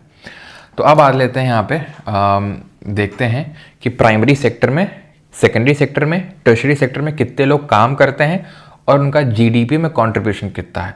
आई नो जीडीपी अभी आपको नहीं पता है, लेकिन इतना तो पता है कि जीडीपी मतलब कुछ तो अच्छा अच्छा होता है ना, जिसका ज़्यादा जीडीपी वो ज़्यादा अच्छी इकोनॉमी है, ज़्यादा अच्छा देश है, ज़्यादा डेवलप्ड देश है। सिंपल, इतना तो पता ही होगा। ठीक, तो अभी वही बस फील लेके समझ लो। ठीक है, तो LFPR का मतलब यहाँ पे लेबर फोर्स पार्टिसिपेशन रेट, और जीडीपी है ग्रॉस डोमेस्टिक प्रोडक्ट, जो अगेन अभी समझेंगे, आगे हम पढ़ेंगे। ठीक है, 2011 की जनगणना के हिसाब से यही है। 2011 का डेटा है, जब रिसेंट अभी आएगा तो बाद में तब देखेंगे जब आएगा। तो प्राइमरी सेक्टर में 54.6% लोग भारत में, अगर 100 लोग काम करते हैं तो उसमें 54.6 लोग यहाँ काम करते हैं प्राइमरी सेक्टर में, यानी एग्रीकल्चर मेनली, तो जो जिसको हम एग्रीकल्चर सेक्टर बोलते हैं, but not necessary agriculture, because agriculture के अलावा फिशिंग, हंटिंग, ठीक है, फॉरेस्ट्री एंड माइनिंग, ये सब भी आते हैं। सेकेंडरी में 24.3% और टर्शरी में 21.1। तो सबसे कम कहाँ पे है? सर्विस सेक्टर में। थोड़ी अच्छा सेक्टर माना जाता है। अच्छा सेक्टर इसलिए माना जाता है बिकॉज यहाँ पे स्किल्ड जॉब्स आती हैं, ठीक है, जो हर कोई नहीं कर सकता है, और इसका मतलब ये है कि देश डेवलप हो रहा है। अगर टर्शरी सेक्टर में ज़्यादा लोग एम्प्लॉयड है, मतलब देश डेवलपमेंट की ओर जा रहा है ना, क्योंकि यहाँ पे सर्विस सेक्टर है इसलिए। ठीक है, तो ज़्यादा पैसा मिलता है इन सर्विसेज के लिए। ठीक है, देन जीडीपी की अगर बात करें तो जीडीपी में इसका कंट्रीब्यूशन 14.4% अप्रॉक्सीमेटली, 31.4% और 54.1%। यानी कि सबसे कम लोग कहाँ पर काम कर रहे हैं? यहाँ पे। लेकिन जीडीपी में कंट्रीब्यूशन सबसे ज़्यादा इसका है। क्यों? क्योंकि पैसा ज़्यादा मिलता है ना यहाँ पे। प्राइमरी सेक्टर में सबसे ज़्यादा लोग एम्प्लॉयड हैं, लेकिन सबसे कम कंट्रीब्यूशन है जीडीपी में इसका। यानी कि बड़ी आयरनिकल चीज़ है ये कि, ठीक है, कि टर्शरी सेक्टर में सबसे कम है लेकिन जीडीपी में सबसे ज़्यादा है उसका कंट्रीब्यूशन है। प्राइमरी में सबसे ज़्यादा लोग काम करते हैं लेकिन जीडीपी में सबसे कम कंट्रीब्यूशन है उसका। और उसका एक कारण और भी है, जब हम एम्प्लॉयमेंट पढ़ेंगे, बेरोजगारी, तब मैं आपको बताऊंगा क्या कारण है ये। ठीक है, तो percentage of women engaged in the primary sector 62.8% women की, क्योंकि इस पर क्वेश्चन आ चुका है, ध्यान रखना। प्राइमरी सेक्टर में कितने वुमेन एंगेज्ड हैं? तो 62.8%। ठीक है, अभी हमने सेक्टर्स ऑफ इकोनॉमी देखा ऑन द बेसिस कि किस तरीके का, मतलब क्या इनपुट्स, क्या क्या इनपुट्स हैं, क्या आउटपुट है, उस बेसिस पे। अब वर्किंग कंडीशन के बेसिस पे, अगेन किस बेसिस पे? वर्क की कंडीशन के बेसिस पे हम पूरे उसको इकोनॉमिक सिस्टम को दो सेक्टर में डिवाइड करते हैं, संगठित और असंगठित है, गैर संगठित। संगठित मतलब ऑर्गेनाइज्ड और अनऑर्गेनाइज्ड, गैर संगठित। सिंपल सा है, कोई ज़्यादा बहुत लोड लेने की जरूरत नहीं, सब रटने की जरूरत नहीं, सिंपल है, बताता हूँ। जैसे मान लो कि मैंने गवर्नमेंट के तहत रजिस्टर करवा रखा है अपनी कंपनी को, ठीक है, तो अभी तुमको पता है नए लेबर लॉज आए थे कि इतने घंटे से ज़्यादा काम नहीं करवा सकते हो, काम करवाना है तो फिर इनकम का तुम्हें डबल देना पड़ेगा, है ना। और एक लेबर यूनियन बन सकता है, ठीक है, उनसे पूछना पड़ेगा, कोई भी डिसीजन मेकिंग है, मैटरनिटी लीव इतने हफ्तों का होगा, सारी चीज़ें हैं, ठीक है, वो मुझे फॉलो करनी होंगी। ओके, तो मैं ऑर्गेनाइज सेक्टर कहलाया, यानी एम्प्लॉयज़ के जो वर्क आवर्स हैं वो फिक्स्ड होंगे, सैलरी टाइम पे मिलनी चाहिए, क्योंकि न्यू लेबर लॉज में था कि सैलरी ये सब कम मिलना चाहिए, वो सब, ठीक है। जॉब सिक्योरिटी मिलती है, स्टेबिलिटी मिलती है उनको, कि आपको अगर मान लो हटाना है तो कितने दिन, कितने टाइम पहले बताना होगा, कितना उनको पैसा देना होगा, ठीक है। उनका पीएफ वगैरह जो प्रोविडेंट फंड है वो मेंटेन करके रखना होगा, पेंशन और लीव देनी होगी उनको टाइम टाइम पे।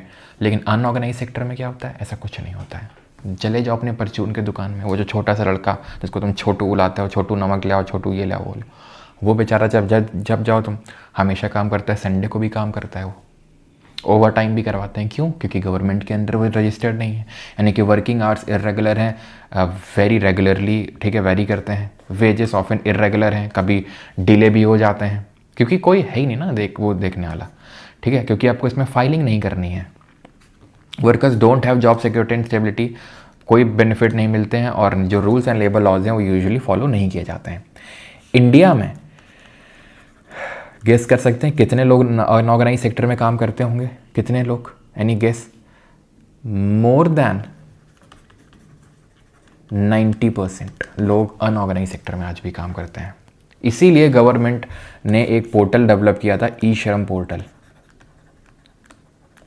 ठीक है, उन लोगों को बेनिफिट्स प्रोवाइड करने के लिए जो अनऑर्गेनाइज सेक्टर में काम कर रहे हैं। कौन सा पोर्टल? ई श्रम पोर्टल फॉर दी वर्कर्स जो अनऑर्गेनाइज सेक्टर में काम कर रहे हैं। रियल सेक्टर क्या होता है? बहुत बेसिक है।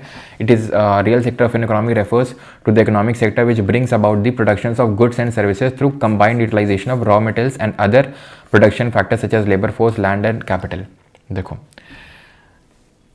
अगर गुड्स और सर्विस प्रोड्यूस हो रही हैं, ठीक है, तो उसको रियल सेक्टर, सिंपल सी बात है। और जैसे कुछ ऐसी चीज़ें होती हैं, जैसे फॉर एग्जांपल बैंकिंग वाली चीज़ें हो गई, फिर म्यूचुअल फंड हो गया मेनली, तो म्यूचुअल फंड ये सब फाइनेंशियल सेक्टर में आता है ना। म्यूचुअल फंड, स्टॉक, शेयर्स, ये सब फाइनेंशियल सेक्टर में आता है। रियल सेक्टर होता है जहाँ एक्चुअल में कोई गुड या सर्विस का प्रोडक्शन हो रहा है। बहुत सिंपल है, ठीक है, ओके। अब आ जाते हैं अपने लास्ट टॉपिक पे, ठीक है। ये एड और ऑक्सिलरी टू ट्रेड है, वैसे इसका यहाँ पे इस टॉपिक से एज सच डायरेक्ट कोई लेना देना है नहीं, लेकिन क्योंकि पहले क्वेश्चन आता था जब टीसीएस पेपर लिया करता था, आगे भी आ सकता है, ऐसा नहीं कि नहीं आ सकता है, ठीक है। तो इसके बारे में यहीं पे पढ़ा देता हूँ। वैसे तो ये मिसलेनियस सेक्शन टाइप है। मिसलेनियस का मतलब ये है कि ऐसा इसका इस टॉपिक से डायरेक्टली लेना देना नहीं। मैं आपको बताता हूँ क्या है aid and auxiliary to trade. Auxiliaries to trade refer to the factor that are essential for bringing goods from place of their production to the place of their consumption, ठीक है। सिंपल, व्यापार के सहायक।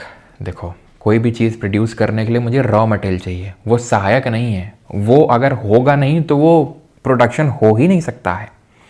जैसे फॉर एग्जांपल, अगर मुझे chips बनाना है तो आलू is not an aid to trade. भैया, वो आलू नहीं होगा तो वो सामान ही नहीं बनेगा। एड टू ट्रेड ये है कि वो चिप्स बनने के बाद, ठीक है, फैक्ट्री से जो अलग अलग, मान लो जो गोदाम है, वहाँ से अलग अलग दुकानों में गया, ठीक, होलसेलर के पास गया, होलसेलर से फिर वो दुकानदारों के पास गया, वो है एड और ऑक्सिलरी, यानी कि ट्रेड में सहायता प्रोवाइड कर रहा है, ठीक। ट्रांसपोर्टेशन, एडवर्टाइजिंग, मैं एडवर्टाइजमेंट कर रहा हूँ, है ना, टीवी पे, तो क्या है, सहायक है ट्रेड का ऐसा नहीं कि वो नहीं होगा तो ट्रेड हो ही नहीं सकता है, ठीक है। ऐसा नहीं ट्रांसपोर्टेशन है तो ट्रेड हो ही नहीं सकता, वो सहायक है ट्रेड के। बैंकिंग सर्विसेज ले ली, थोड़ा सा लोन उठा लिया तो धंधा करना आसान हो गया, इंश्योरेंस मिल गया, कम्युनिकेशन, ये सब क्या है, एड है, धंधा करने के लिए सहायक हैं, व्यापार के सहायक कहे जाते हैं, बस, ठीक है। Insurance, warehousing, advertising, transport, banking, trade, ये सब होते हैं एड, ओके। अब आ जाते हैं आज के आखिरी स्लाइड पे, and that is what is the difference between the normative versus positive economics. बहुत सिंपल है। ये देखो, नॉर्मेटिव क्या होता है। जब मैं ना एसएससी निकाल लूँगा, एसएससी निकालने के लिए मुझे चाहिए जीके में ये, मैथ में ये, रीजनिंग में, इंग्लिश में ये, ठीक है, ये चाहिए और ये सब चाहिए, और मुझे जो है इतने घंटे अगर मैं पढ़ूंगा तो मेरा आराम से सिलेक्शन हो जाएगा। फिर जो है मेरी बढ़िया शादी हो जाएगी और लाइफ सेट हो जाएगी, बस ख़त्म। चलो अभी सो जाता हूँ, लाइफ तो सेट हो ही गई है। दिस इज़ नॉर्मेटिव इकोनॉमिक्स, बुल्ला बगैती। पॉजिटिव इकोनॉमिक्स क्या है? It is based on actual data. कैसे? मॉक लगाया, मेरा औकात इतना है, अभी मेरी औकात इतनी है, मुझे इतना खींचने की ज़रूरत है अगले 3 महीने में। कैसे खींचेगा? मुझे जीके के लिए ये टॉपिक्स को इस हफ्ते ख़त्म करना होगा, इस टॉपिक को इस हफ्ते, ठीक है, और अभी मॉक लगाना होगा, ठीक है। इस तरीके से अगर ये रहा तो मेरा सिलेक्शन हो सकता है, क्योंकि पिछली बार मेरा इतना मॉक में स्कोर आ रहा था, अब इतना ही आ रहा है, तो मुझे और खींचने की ज़रूरत है। तो मतलब it is based on actual data, facts and numbers. It can be verified and safe and beyond doubt and can be proved scientifically. It deals with actual and realistic situations. ये क्या है? Idealistic situation. अगर जैसे मैं मान लो गया paper देने और मान लो कि मेरा एक्सीडेंट हो गया, तो मान लो कि सेंटर चेंज हो गया, तो ऐसा हो गया, वैसा हो गया, तो ओपिनियन चल रहा है यहाँ पे, ठीक है। वेरिफिकेशन पॉसिबल नहीं, क्योंकि वो सिर्फ ओपिनियन है। Employment must be 5% maximum, employment ज़्यादा तो 5%, एम्प्लॉयमेंट इज़ 20%। वो है क्योंकि वो डेटा निकाला गया है, लोगों ने बैठ के डेटा को निकाला है, कैलकुलेट किया, तब निकल गया 20%। 5% क्या फेंक दिए नंबर बस। तो नॉर्मेटिव पॉजिटिव समझ गए। एक कंपेरेटिव भी होती है, नाम से ही, इसमें तो क्या ही समझाना मुझे। कंपेरेटिव का मतलब होता है जब हम दो इकोनॉमीज़ को कंपेयर कर रहे हो। मान लो कि चाइना और इंडिया की इकोनॉमी को मैं कंपेयर कर रहा हूँ, चाइना और यूएसए की इकोनॉमी को कंपेयर कर रहा हूँ, दैट इज़ कंपेरेटिव इकोनॉमिक्स, ठीक है। आदर्शात्मक अर्थशास्त्र और वास्तविक अर्थ। तो आदर्श मतलब एक आदर्श चरित्र, एक आदर्श इंसान को कैसा होना चाहिए। जैसे लोग करते रहते हैं ना, भाई साहब, इंसान जो है आजकल बहुत जो है करप्शन करने लगा है। इंसान को ऐसा होना चाहिए, इंसान को वैसा होना चाहिए। इंसान पता नहीं झूठ क्यों बोलता है, हमें तो समझ नहीं आता। इंसान पता नहीं धोखा क्यों देता है, हमें तो समझ नहीं आता। इंसान ऐसा क्यों बोलता है, हमें तो समझ नहीं आता है। एक आदर्श चरित्र की आप बात कर रहे हैं जो कि पॉसिबल है ही नहीं। वास्तविकता पे बात करें कि देख भाई, इंसान तो हरामखोर होता है, बहुत लोग होते हैं, बहुत लोग ऐसे हैं जो तुम्हें धोखा देंगे, बहुत कम ही लोग हैं ऐसे जो तुम्हारे सपोर्ट में आएंगे। तो इसलिए धोखे के लिए पहले से ही प्रिपेयर्ड रहो। ये है वास्तविकता। ऐसा नहीं कि लोग पता नहीं क्यों ऐसा करते हैं, लोग पता नहीं ऐसा क्यों होते हैं। वो होते हैं वो लोग जो जीवन में कभी सुखी नहीं रह पाते हैं, क्योंकि वो हमेशा आदर्श एक आइडियल लाइफ की तरफ वो चाहते हैं कि ऐसे होना चाहिए, जो कि कभी होगा नहीं। आज से ना तो 1000 साल पहले था, ना 2000 साल पहले, ना आज है, ना 1000 साल बाद होगा। तो क्या है सही तरीका जीवन जीने का? वास्तविकता में जियो कि इंसान तो है ऐसा। अब इंसान है ऐसा कि अगर आप आगे बढ़ोगे तो इंसान आपकी टांग खींचेगा। क्रैब मेंटालिटी है, तो इसलिए आपको उसके लिए तैयार रहना चाहिए। आपको पता है कि हाँ ऐसा होगा, वास्तविकता है ये, समझ रहे हैं? अब ज़्यादा इस पर मैं ज्ञान नहीं दूंगा, बस आखिरी है पैरेलल इकोनॉमी क्या होती है। तो पैरेलल इकोनॉमी वैसे तो जब टैक्स वगैरह पढ़ाऊंगा तो वहाँ पे ज़्यादा रिलेवेंट है ये, लेकिन अब यहाँ पे है तो देख लो। Parallel economy refer to all the forms of activities through which black income is generated and those which are usually not accounted for. समांतर अर्थव्यवस्था के ट्रेंडर्स गवर्नमेंट पॉलिसीज इनफेक्टिव। समांतर अर्थव्यवस्था उन सभी प्रकार की गतिविधियों को संदर्भित करती है जिनके माध्यम से काला धन क्या होता है? काली पुती होती है उसमें नहीं। काला धन वो होता है जो इलीगल एक्टिविटीज़ करके जनरेट किया जाए, पहला। दूसरा वो होता है जिसमें कि टैक्स ना भरा जाए जिस इनकम में, वो होती है ब्लैक इनकम। जैसे कि फॉर एग्जांपल मैंने ड्रग तस्करी करी, मैंने ह्यूमन ट्रैफिकिंग करी, उससे मैंने पैसा कमाया, ब्लैक इनकम। वो तो एकदम गहरा काला है, वो तो एकदम ऐसे समझ लो। और जो मान लो इनकम जनरेट करी उस पर टैक्स नहीं भरा, वो भी थोड़ा थोड़ा तो काला है, काला वो भी है, लेकिन वो तो एकदम गहरा काला है जो मैंने इलीगल एक्टिविटी करके कमाया। तो ये सब पैरेलल इकोनॉमी पैरेलली जो चल रही है, मेनली तो पैरेलल इकोनॉमी वही है जो गवर्नमेंट के दायरे में है ही नहीं, गवर्नमेंट के कंट्रोल में है ही नहीं। तो इसलिए गवर्नमेंट पॉलिसीज़ इनफेक्टिव हो जाती हैं। वो हम आगे देखेंगे कैसे होती हैं, उसके लिए आपको आगे इकोनॉमिक्स के जो है अध्याय देखने होंगे। ऑलराइट, तो बाकी जिन लोगों को आपको पता है ये लेक्चर तो नॉन एक्सक्लूडेबल था, लेकिन ये जो बैच है एक्सक्लूडेबल है, इसकी रिकॉर्डिंग जो है वो एक्सक्लूडेबल है, नोट्स एक्सक्लूडेबल है, क्विज एक्सक्लूडेबल है, प्राइवेट टेलीग्राम ग्रुप एक्सक्लूडेबल है, ठीक है। एंड अगर आपको ऐसा है कि भाई आपको if you want a hard copy तो you can go with the fat man, और इसमें आपको सारी चीज़ें मिल जाएंगी। तो आपको अलग से नोट्स वैसे तो आपको मिलेंगे, यहाँ पर मिलते हैं नोट्स लेक्चर के, तो नोट्स से आप कर सकते हैं। बाकी अगर फैट मैन है तो आपके पास हमेशा एक हैंड आउट टाइप रेडी रहेगा, आपके पास एक बुक रहेगी, तो आपको अभी फ़ोन से बार बार नहीं पढ़ना होगा। और कुछ जैसे मैं एडवांस बताता हूँ, जैसे लासेज फेयर का जो कॉन्सेप्ट था, लासेज फेयर, तो वो जो नई चीज़ें मैं आपको करवाता हूँ तो वो आप यहाँ पे लिख सकते हो। आप एक काम कर सकते हो कि पहले से ही एक ग्लांस कर लिया लेक्चर का कि आज क्या क्या होने वाला है हमारे इस लेक्चर में, एंड उसके बाद जो नया लग रहा है, ठीक है, साथ साथ ओपन रखा और उसको वहाँ पे नोट कर लिया। लाइक फॉर एग्जांपल जो लासेस फेयर, जो मार्केट इकोनॉमी वाला मैंने बताया लासेस फेयर का, या फिर इनविजिबल हैंड, तो उसको आप यहाँ पे नोट कर सकते हैं। और ये आपकी क्विज के लिए अपनी लिटिल बॉय, ठीक है, जहाँ लेवल 1 और लेवल 2 आपको क्वेश्चन देखने को मिलेंगे। ये इंग्लिश का, ये भी एक्सक्लूडेबल भी है, नॉन एक्सक्लूडेबल भी है, ठीक है, जिस तरीके से 4.0 बैच है। एंड ये कॉम्बो है जहाँ पे इंग्लिश जो PSP सर करवाते हैं एंड 4.0 ये दोनों हैं, ठीक है। क्वेरी नंबर चेंज हो चुका है तो please take note of this. ये क्वेरी नंबर है एंड ये ईमेल है।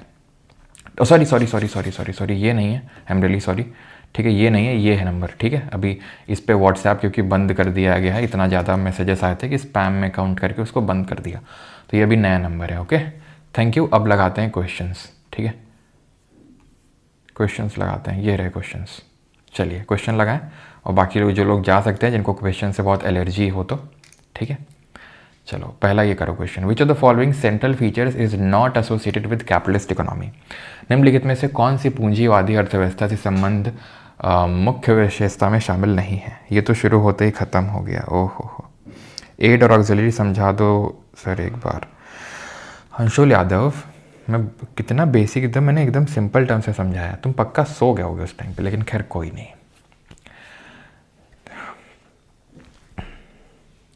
जैसे मुझे चिप्स बनाता हूँ, ठीक है, चिप्स बनाता हूँ मैं, चिप्स बनाने के लिए मुझे आलू चाहिए, मसाले चाहिए, लोग चाहिए, ज़मीन चाहिए। ये क्या है? एड और ऑक्सिलरी टू ट्रेड नहीं है, ये नहीं है। क्यों? इनसे ऐसा नहीं कि ट्रेड को सहायता मिल रही है ना, सहायता नहीं भाई, ट्रेड तो हो ही नहीं पाएगा अगर मेरा सामान ही नहीं बनेगा, तो इनसे सामान बनना है मेरा। ठीक, अब जिस चीज़ का इस्तेमाल करके मैं सामान को एक जगह से दूसरी जगह पहुंचा रहा हूँ, उसका एडवर्टीज़ कर रहा हूँ, उसको मार्केट कर रहा हूँ, ठीक है, पैसा, ये सब जो होंगे एड और रिलेटिव ट्रेड हो गया। जैसे मैं मान लो पैसा उठा रहा हूँ, ठीक है, मैं एडवर्टाइजमेंट कर रहा हूँ, ट्रांसपोर्ट कर रहा हूँ, वो सब ओके। तो इसमें कैपिटलिस्ट इकोनॉमी से क्या सेंट्रल फीचर नहीं है, there is generalised commodity production, it has market value, yes, productive wealth is held predominantly in private hand, उत्पादक संपत्ति प्रधान रूप से निजी हाथों में होती है, बिल्कुल, प्राइवेट ओनरशिप होती है। Economic life is organised according to the market principle, बाजार सिद्धांतों के अनुसार उपयोगिता काल व्यवस्थित किया जाता है, बिल्कुल ये भी होगा, बिकॉज मार्केट प्रिंसिपल का मतलब ये होता है डिमांड एंड सप्लाई, डिमांड आएगी तो कोई सप्लाई करने आएगा उसकी, ठीक है, याद करो एडम स्मिथ का इनविजिबल हैंड वाला concept. Economic organisation is based on planning a supposedly rational process of resource allocation, आर्थिक संगठन संसाधन आवंटन, ओहो आवंटन, ठीक है, तो कन्नौजी भाषा होगी, संसाधन आवंटन की कल्पित तर्क संगत प्रक्रिया वाली योजना वाली होना चाहिए था ना, पर आधारित होता है, ये बिल्कुल गलत है, ये सब सोशलिस्ट में होता है, जहाँ पे प्लानिंग करती है कौन, गवर्नमेंट करती है कि इस तरीके से यहाँ इस सेक्टर में इतना देंगे, इसमें। कैपिटलिस्ट में प्लानिंग नहीं होती है, इसमें देखा जाता है कि भाई कहाँ से ज़्यादा डिमांड आ रही है वहाँ पे सप्लाई करी जाती है, ख़त्म। रिसोर्स एलोकेशन वेलफेयर के लिए किया जाता है सोशलिस्ट में, ना कि कैपिटलिस्ट में। इकोनॉमिक एक्टिविटी, ये देख रहे हैं सर, ये CDS का क्वेश्चन था, ये सिविल सर्विसेज का क्वेश्चन है, IAS के एग्जाम का क्वेश्चन है। इकोनॉमिक एक्टिविटी लिखी हुई है और सेक्टर लिखा हुआ है, करिए जरा इसको।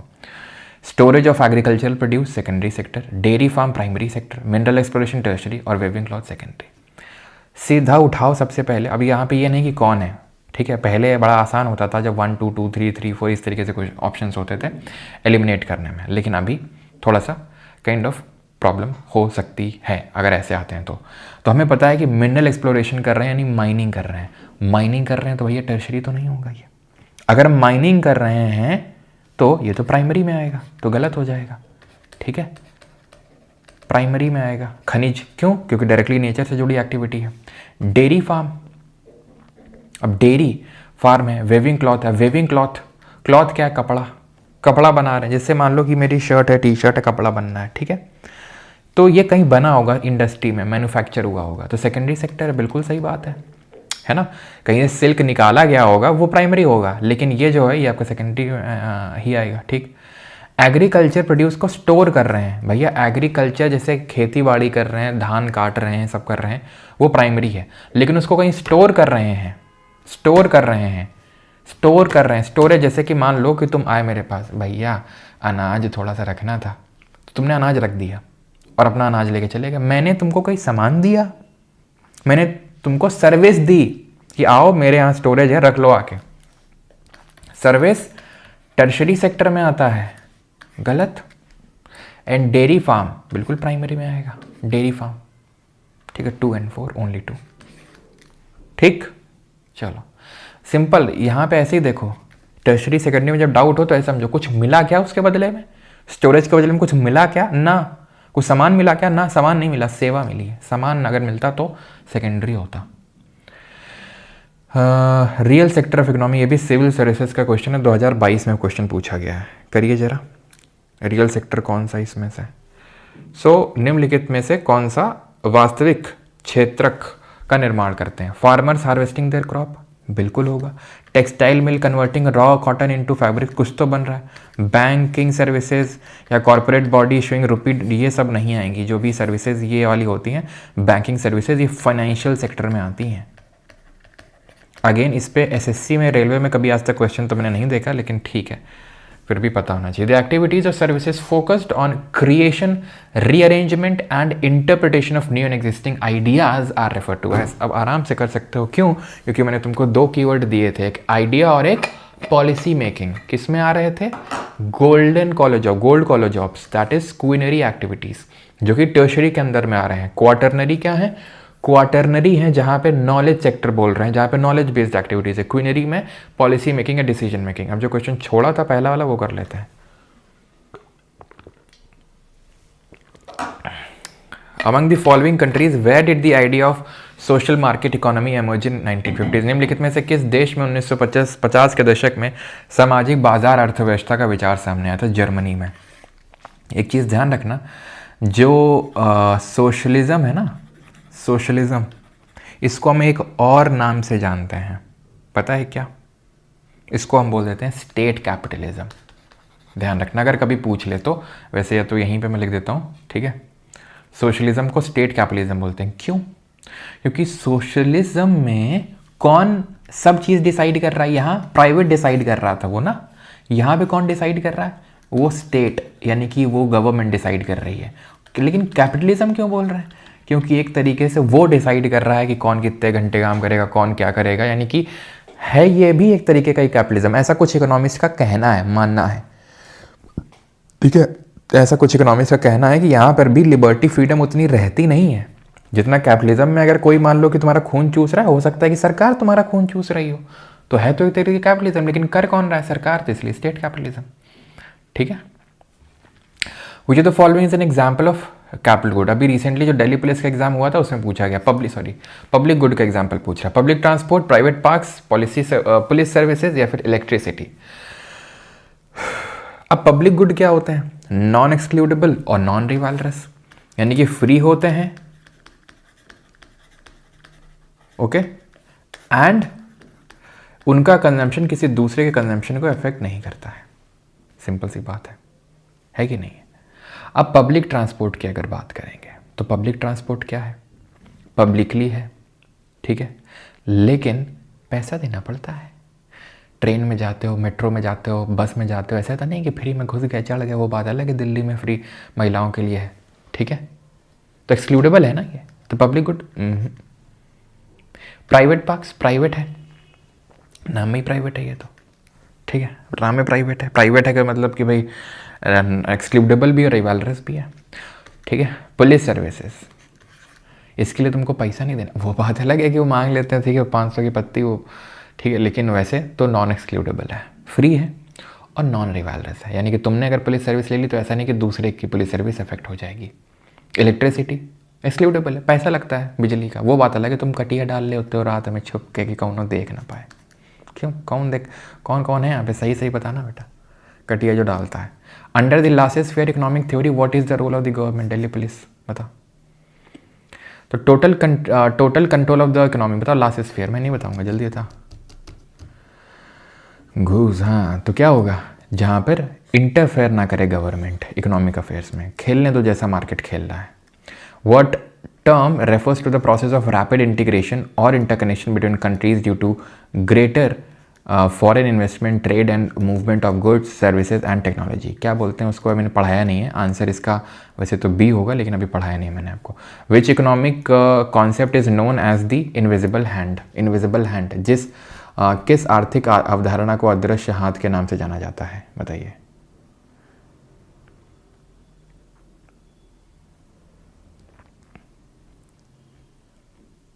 चलिए, तो known as the invisible hand, market forces. किसने दिया था कॉन्सेप्ट? एडम स्मिथ ने in his book wealth of Nations.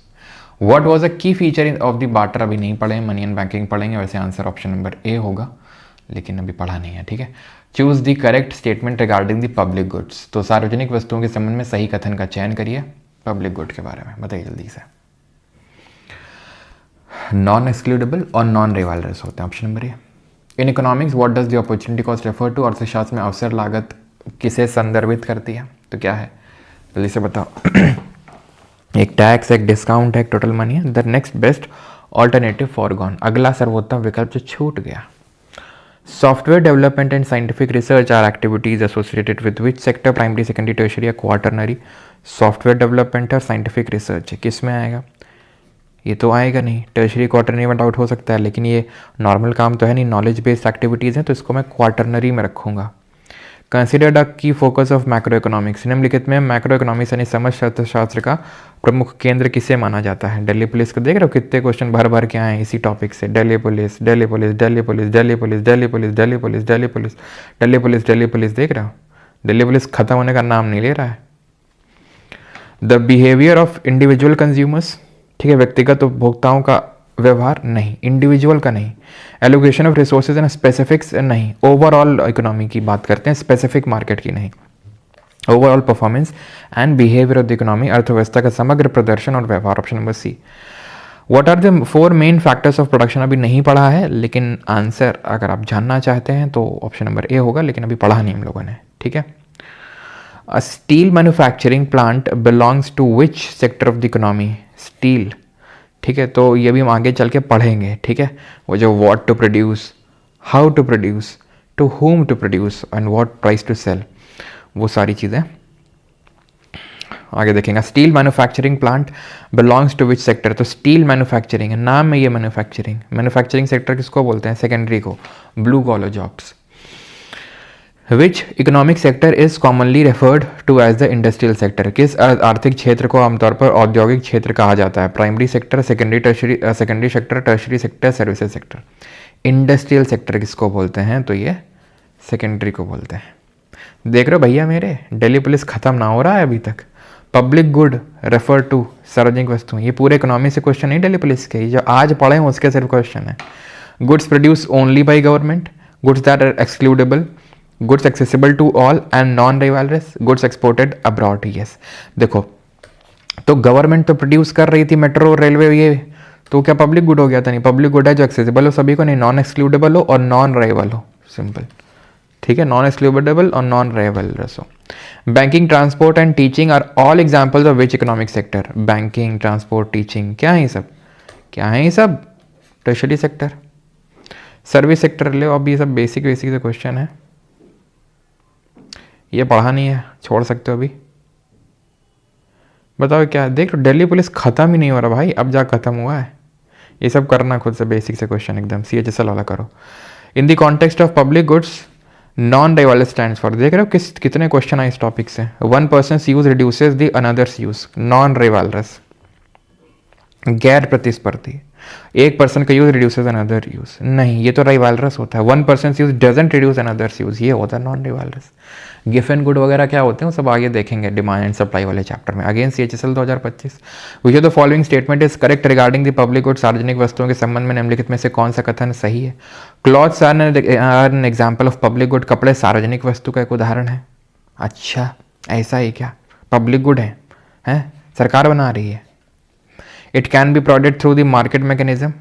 It can be provided by the transactions between individual consumers and producers. Generally, the benefit of public good are available to all. सबको available होते हैं generally. The dash sector of the economy involves group of activities related with extraction of raw material directly from nature. Nature से directly extraction कर रहे हैं, क्या हो जाएगा देख रहे हो, एकदम बेसिक से सवाल बनना है यहाँ पे। अभी हम करवा नहीं पाएंगे, थोड़ा जो ढंग का क्वेश्चन है वो करवाएंगे। This sector of economic activities involves process, यार प्रोसेसिंग हो रही रॉ मटेरियल की, नहीं रॉ मटेरियल अगर एक्सट्रैक्ट कर रहे हैं तो प्राइमरी सेक्टर है, लेकिन उसको प्रोसेसिंग कर रहे हैं, उसमें वैल्यू एडिशन कर रहे हैं तो secondary sector, simple. Centrally planned economy किसको बोलेंगे, सोशलिस्ट को, कैपिटलिस्ट को, मिक्स्ड को, या फिर फ्री मार्केट इकोनॉमी को? बहुत जल्दी से बता दीजिए, बहुत जल्दी से बता दीजिए। प्लानिंग कर रहा है, प्लानिंग कौन कर रहा है, सेंटर में बैठा हुआ कौन है, सेंटर में सरकार है, सरकार है मतलब सोशलिस्ट, खत्म। फ्री मार्केट इकोनॉमी एक तरीके की कैपिटलिस्ट इकोनॉमी एक तरीके की फ्री मार्केट इकोनॉमी है, ठीक है। तो यहाँ पे लिख लो, ठीक है, सेंट्रली प्लान्ड है ना, यहाँ पे लिख सकते हो सेंट्रली प्लान्ड इकोनॉमी, ठीक है। चलिए आगे बढ़ते हैं, आखिरी क्वेश्चन है, विच of the following statement show an accurate understanding of macro economic concept? तो निम्नलिखित में से कौन सा कथन एक व्यापक आर्थिक अवधारणा की सटीक समझ दर्शाता है? CPO 2025 में पूछा गया है।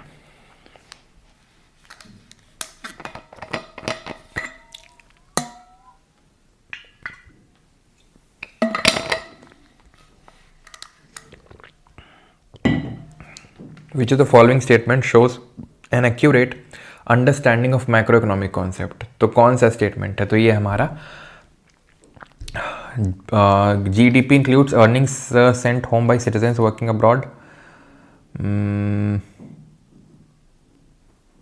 पहली बात तो GDP का पार्ट नहीं होती, वो GNP का पार्ट होती हैं, ठीक है, तो उस हिसाब से गलत हो जाएगा, ये GNP का पार्ट होती है। When the general price level rise the value of money tends to fall, general price level की बात करें, सही होगा। Country's budget is considered balanced when export exceed import, नहीं, जब एक्सपोर्ट इंपोर्ट बराबर होते हैं तो उसको बोलते हैं बैलेंस्ड है, ठीक है। एक्सपोर्ट जब ज़्यादा होते हैं तो सरप्लस बजट होता है, ठीक है।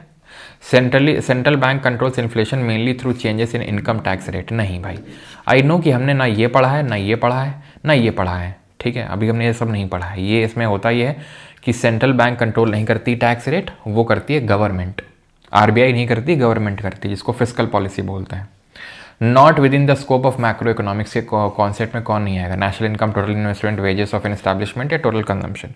तो आई थिंक थोड़ा सा गेस करना आसान है कि यहाँ पे नेशनल लेवल की बात करें, पूरी की बात करें, total consumption, total investment, wages of an establishment, संस्थान का वेतन। यहाँ पर हमने स्पेसिफिक बात कर रहे हैं, बहुत स्पेसिफिक। ओके, चलिए सेकंड लास्ट क्वेश्चन करो। We haven't done this, please मत करिएगा अभी इसको, अभी हमने पढ़ा नहीं है। स्टॉक और flow. Transportation storage falls under, तो ट्रांसपोर्टेशन स्टोरेज किस में आएगा? IBA में क्वेश्चन आए हैं, तो ऑब्वियस बात है सर्विस में आएगा आपका, ऑप्शन नंबर सी, क्योंकि यहाँ पर हमें कुछ मिल तो नहीं रहा है सामान, ठीक है। चलिए UPPCS का सवाल है, Indian economy is an under developed economy, Indian economy is a mixed economy, John Maynard Keynes is the father of economics, बताएं।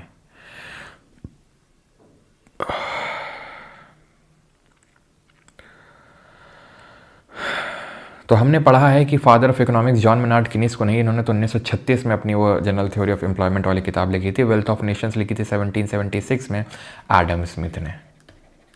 तो एडम स्मिथ को फादर ऑफ मॉडर्न इकोनॉमिक्स बोलते हैं। तो तीसरा वाला तो गलत हो जाएगा, यहाँ पे बात बिल्कुल सही है, ठीक है।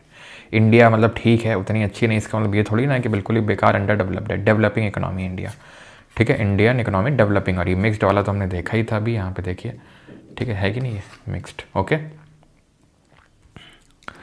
तो आंसर क्या हो जाएगा? आंसर हो जाएगा ओनली, ओहो अच्छा, ओनली 2 दिया ही नहीं इसमें। ओहो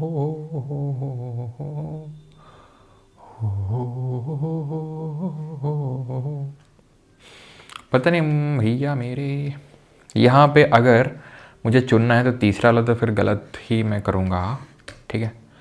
फिर मुझे ये करना पड़ेगा, लेकिन मैं आपको बता दूं इंडियन इकोनॉमी अंडर डेवलप्ड नहीं है, डेवलपिंग में आती है। तो अगर हो सकता है कि टाइपिंग में कुछ एरर हो ऑप्शंस में, और अगर एरर नहीं है, ठीक है, तो फिर हम ए के साथ जाएंगे। लेकिन अगेन इंडियन इकोनॉमी डेवलपिंग है, अंडर डेवलप्ड नहीं है। अब पता नहीं जो भी ऑप्शन यहाँ पे टाइपो है या फिर क्या है, जो भी हो, ठीक है। अगर टाइपो नहीं है, सब ठीक है, तो फिर आई वुड गो विद ए, अगर मैं एग्ज़ाम में बैठा हुआ हूँ तो, ठीक है। फेज 13 जिसका आज तक रिजल्ट नहीं आया है। In a centrally planned economy the government takes all major decisions regarding production, exchange and consumption of goods and services. बिल्कुल सही बात है, सारे डिसीजंस कौन लेगी? सरकार लेगी। एक केंद्रीय नियोजित अर्थव्यवस्था में सरकार वस्तुओं और सेवाओं के उत्पादन, विनिमय और उपभोग से संबंधित तो सभी प्रमुख निर्णय लेती है।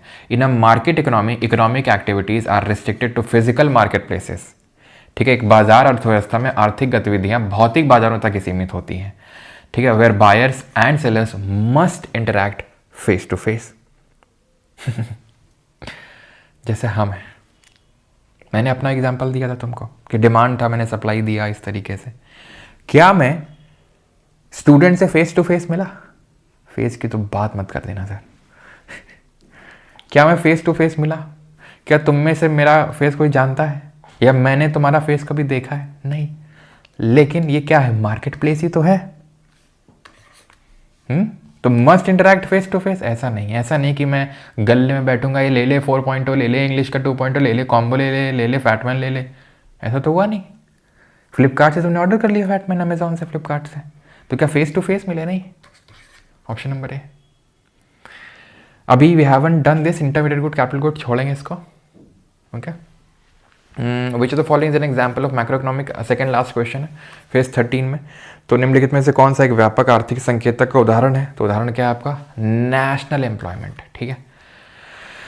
पर्टिकुलर चीज़ें की जब बात कर रहे हैं, स्पेसिफिक चीज़ों की बात कर रहे हैं, माइक्रो इकोनॉमिक्स में आता है, ठीक है। अगेन बार्टर एक्सचेंज नहीं, मनी इन बैंकिंग के पहले क्लास में देखेंगे, फ्लो स्टॉक नहीं किया अभी तक, ठीक है, ओके।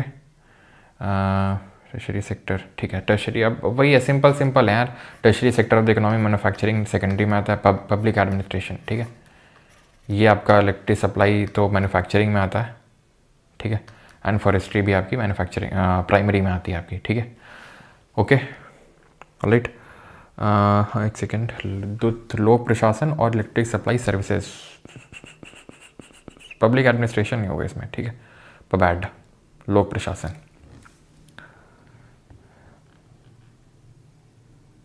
ठीक ठाक नंबर ऑफ क्वेश्चंस हैं यार इसमें तो अभी ना, चलो थोड़े ठीक ठाक वाले ही करवा देते हैं, बाकी तुम वन लाइनर तुम खुद से करोगे, जो ना बने लोड मत लेना, सब देखेंगे, ठीक है। जैसे कैपिटल फॉर्मेशन है, तो what does the term capital formation, तो कैपिटल फॉर्मेशन का मतलब होता है पूंजी निर्माण, पैसा बनना है, पैसा बनना है, growth in the production capacity through investment, yes, ठीक है। तो जो पैसा बनता है उसी को हम बोलते हैं क्या, कैपिटल फॉर्मेशन, ठीक है। ये सब बेसिक से क्वेश्चन वन लाइनर आप कर लोगे, कोई इसमें लोड लेने वाली बात नहीं है, ठीक, कुछ नया नहीं, और आंसर की दी हुई है, थोड़ा तो खुद से भी करो।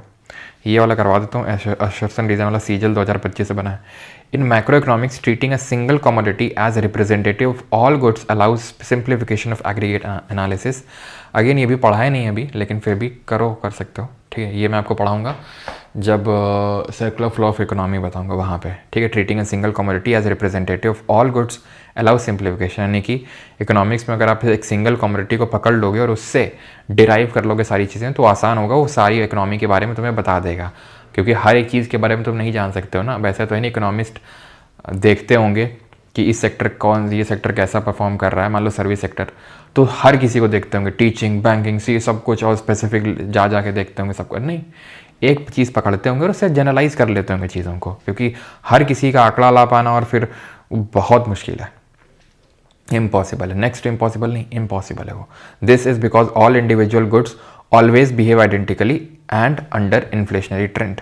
ऐसा इसलिए है क्योंकि जो मुद्रास्फीति के प्रवृत्ति में, अभी भी हमने मुद्रास्फीति नहीं पढ़ा है, इन्फ्लेशन, ठीक है, आगे सब देखेंगे, तो बिल्कुल ऐसा इसलिए क्योंकि मुद्रास्फीति की प्रवृत्ति में सभी व्यक्तिगत वस्तुएं हमेशा एक समान नहीं, हमेशा एक समान नहीं होती, आइडेंटिकली देख सकते हो, ऑलवेज बिहेव आइडेंटिकली, ठीक है। ऑलवेज बिहेव आइडेंटिकली ये गलत हो जाएगा, ये एक एक्सट्रीम कीवर्ड है कि हमेशा आइडेंटिकली बिहेव करती है, सिमिलर बिहेवियर होता है लेकिन एकदम आइडेंटिकल और वो भी हमेशा, ये नहीं होता है। तो असर्शन तो ट्रू है लेकिन रीज़न यहाँ पे फॉल्स हो जाएगा, ठीक है, ये चीज़ होगी, ओके, ठीक है। बाकी तो और आप खुद कर सकते हो, पूरी आंसर की दी हुई है।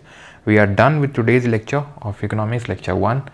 आई hope you like this lecture, and अगर आपको बैच चाहिए तो you can from the Parmar academy app, okay. And if you want book Fatman, ठीक है, तो वो अभी अगेन नया एडिशन नहीं आने वाला जल्दी फल्दी कि मैं बोल दूं कि अगले ही महीने आ रहा है, तो ठीक है। तो जो भी अपडेट्स हैं, जो भी चेंजेस हैं, आप उनको करते जाइए, अपडेट्स को उसमें बुक में अगर कोई है, जैसे फॉर एग्जांपल लासेस फेयर वाला जो चीज़ हमने पढ़ा, या फिर सोशलिस्ट में आप वो लिख सकते हो सेंट्रली प्लान्ड इकोनॉमी वाला जो पॉइंट है, that will update your book, alright, okay. And questions लगाना है, you have the little boy, ठीक है, ऑलराइट। बाकी बैच में आप अगर एनरोल्ड हैं तो आपको पता होगा कि ढेरों क्वेश्चंस आपको मिलते हैं एप्लीकेशन पे भी और प्राइवेट टेलीग्राम ग्रुप पे भी, alright. And if you want combo, okay, alright, thank you, धन्यवाद। एंड ये तो खैर लेखपाल का है, ठीक है, थैंक यू, मिलते हैं कल सेम टाइम सेम जगह। पैरेलल इकोनॉमी समझ नहीं है, पैरेलल इकोनॉमी का मतलब ये होता है समानांतर, यानी कि एक हमारी इकोनॉमी चल रही है, उसके पैरेलल में जो हमारे कुछ गुर्गे होते हैं, जैसे कि दाऊद इब्राहिम टाइप लोग जब थे, ठीक है, तो अपनी इकोनॉमी अलग से चला रहे हैं, ठीक है, यानी कि अलग से उनका ब्लैक इनकम जनरेट कर रहे हैं, उस ब्लैक इनकम से टेररिस्ट एक्टिविटीज़ को फंड किया जा रहा है, वो गवर्नमेंट की नज़र में नहीं है, वो गवर्नमेंट की नज़र में नहीं है। तो गवर्नमेंट को उस पर चेक्स एंड बैलेंसेस मेंटेन करना, उसको कंट्रोल करना इज़ वेरी डिफ़िकल्ट।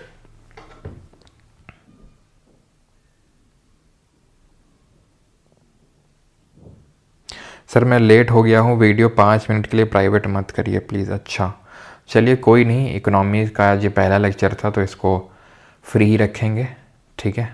और आप लेट भी आए हैं तो आपका उसमें भी काम हो जाएगा, ठीक है, क्योंकि आज पहला लेक्चर था, ऑलराइट। अपना उसूल है, हर सब्जेक्ट का पहला लेक्चर फ्री रहता है, वो नॉन एक्सक्लूडेबल रहता है और नॉन रिवाइवल्स तो है ही। Thanks to YouTube, thank you.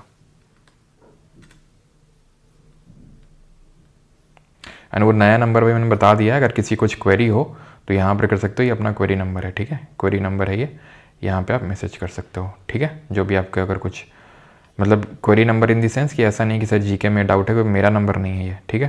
Query in the sense कि एप्लीकेशन में कुछ ग्लिचेस है, टेक्निकल ग्लिचेस हैं, या फिर बैच को लेके कुछ इंक्वायरी करनी है उसके लिए है।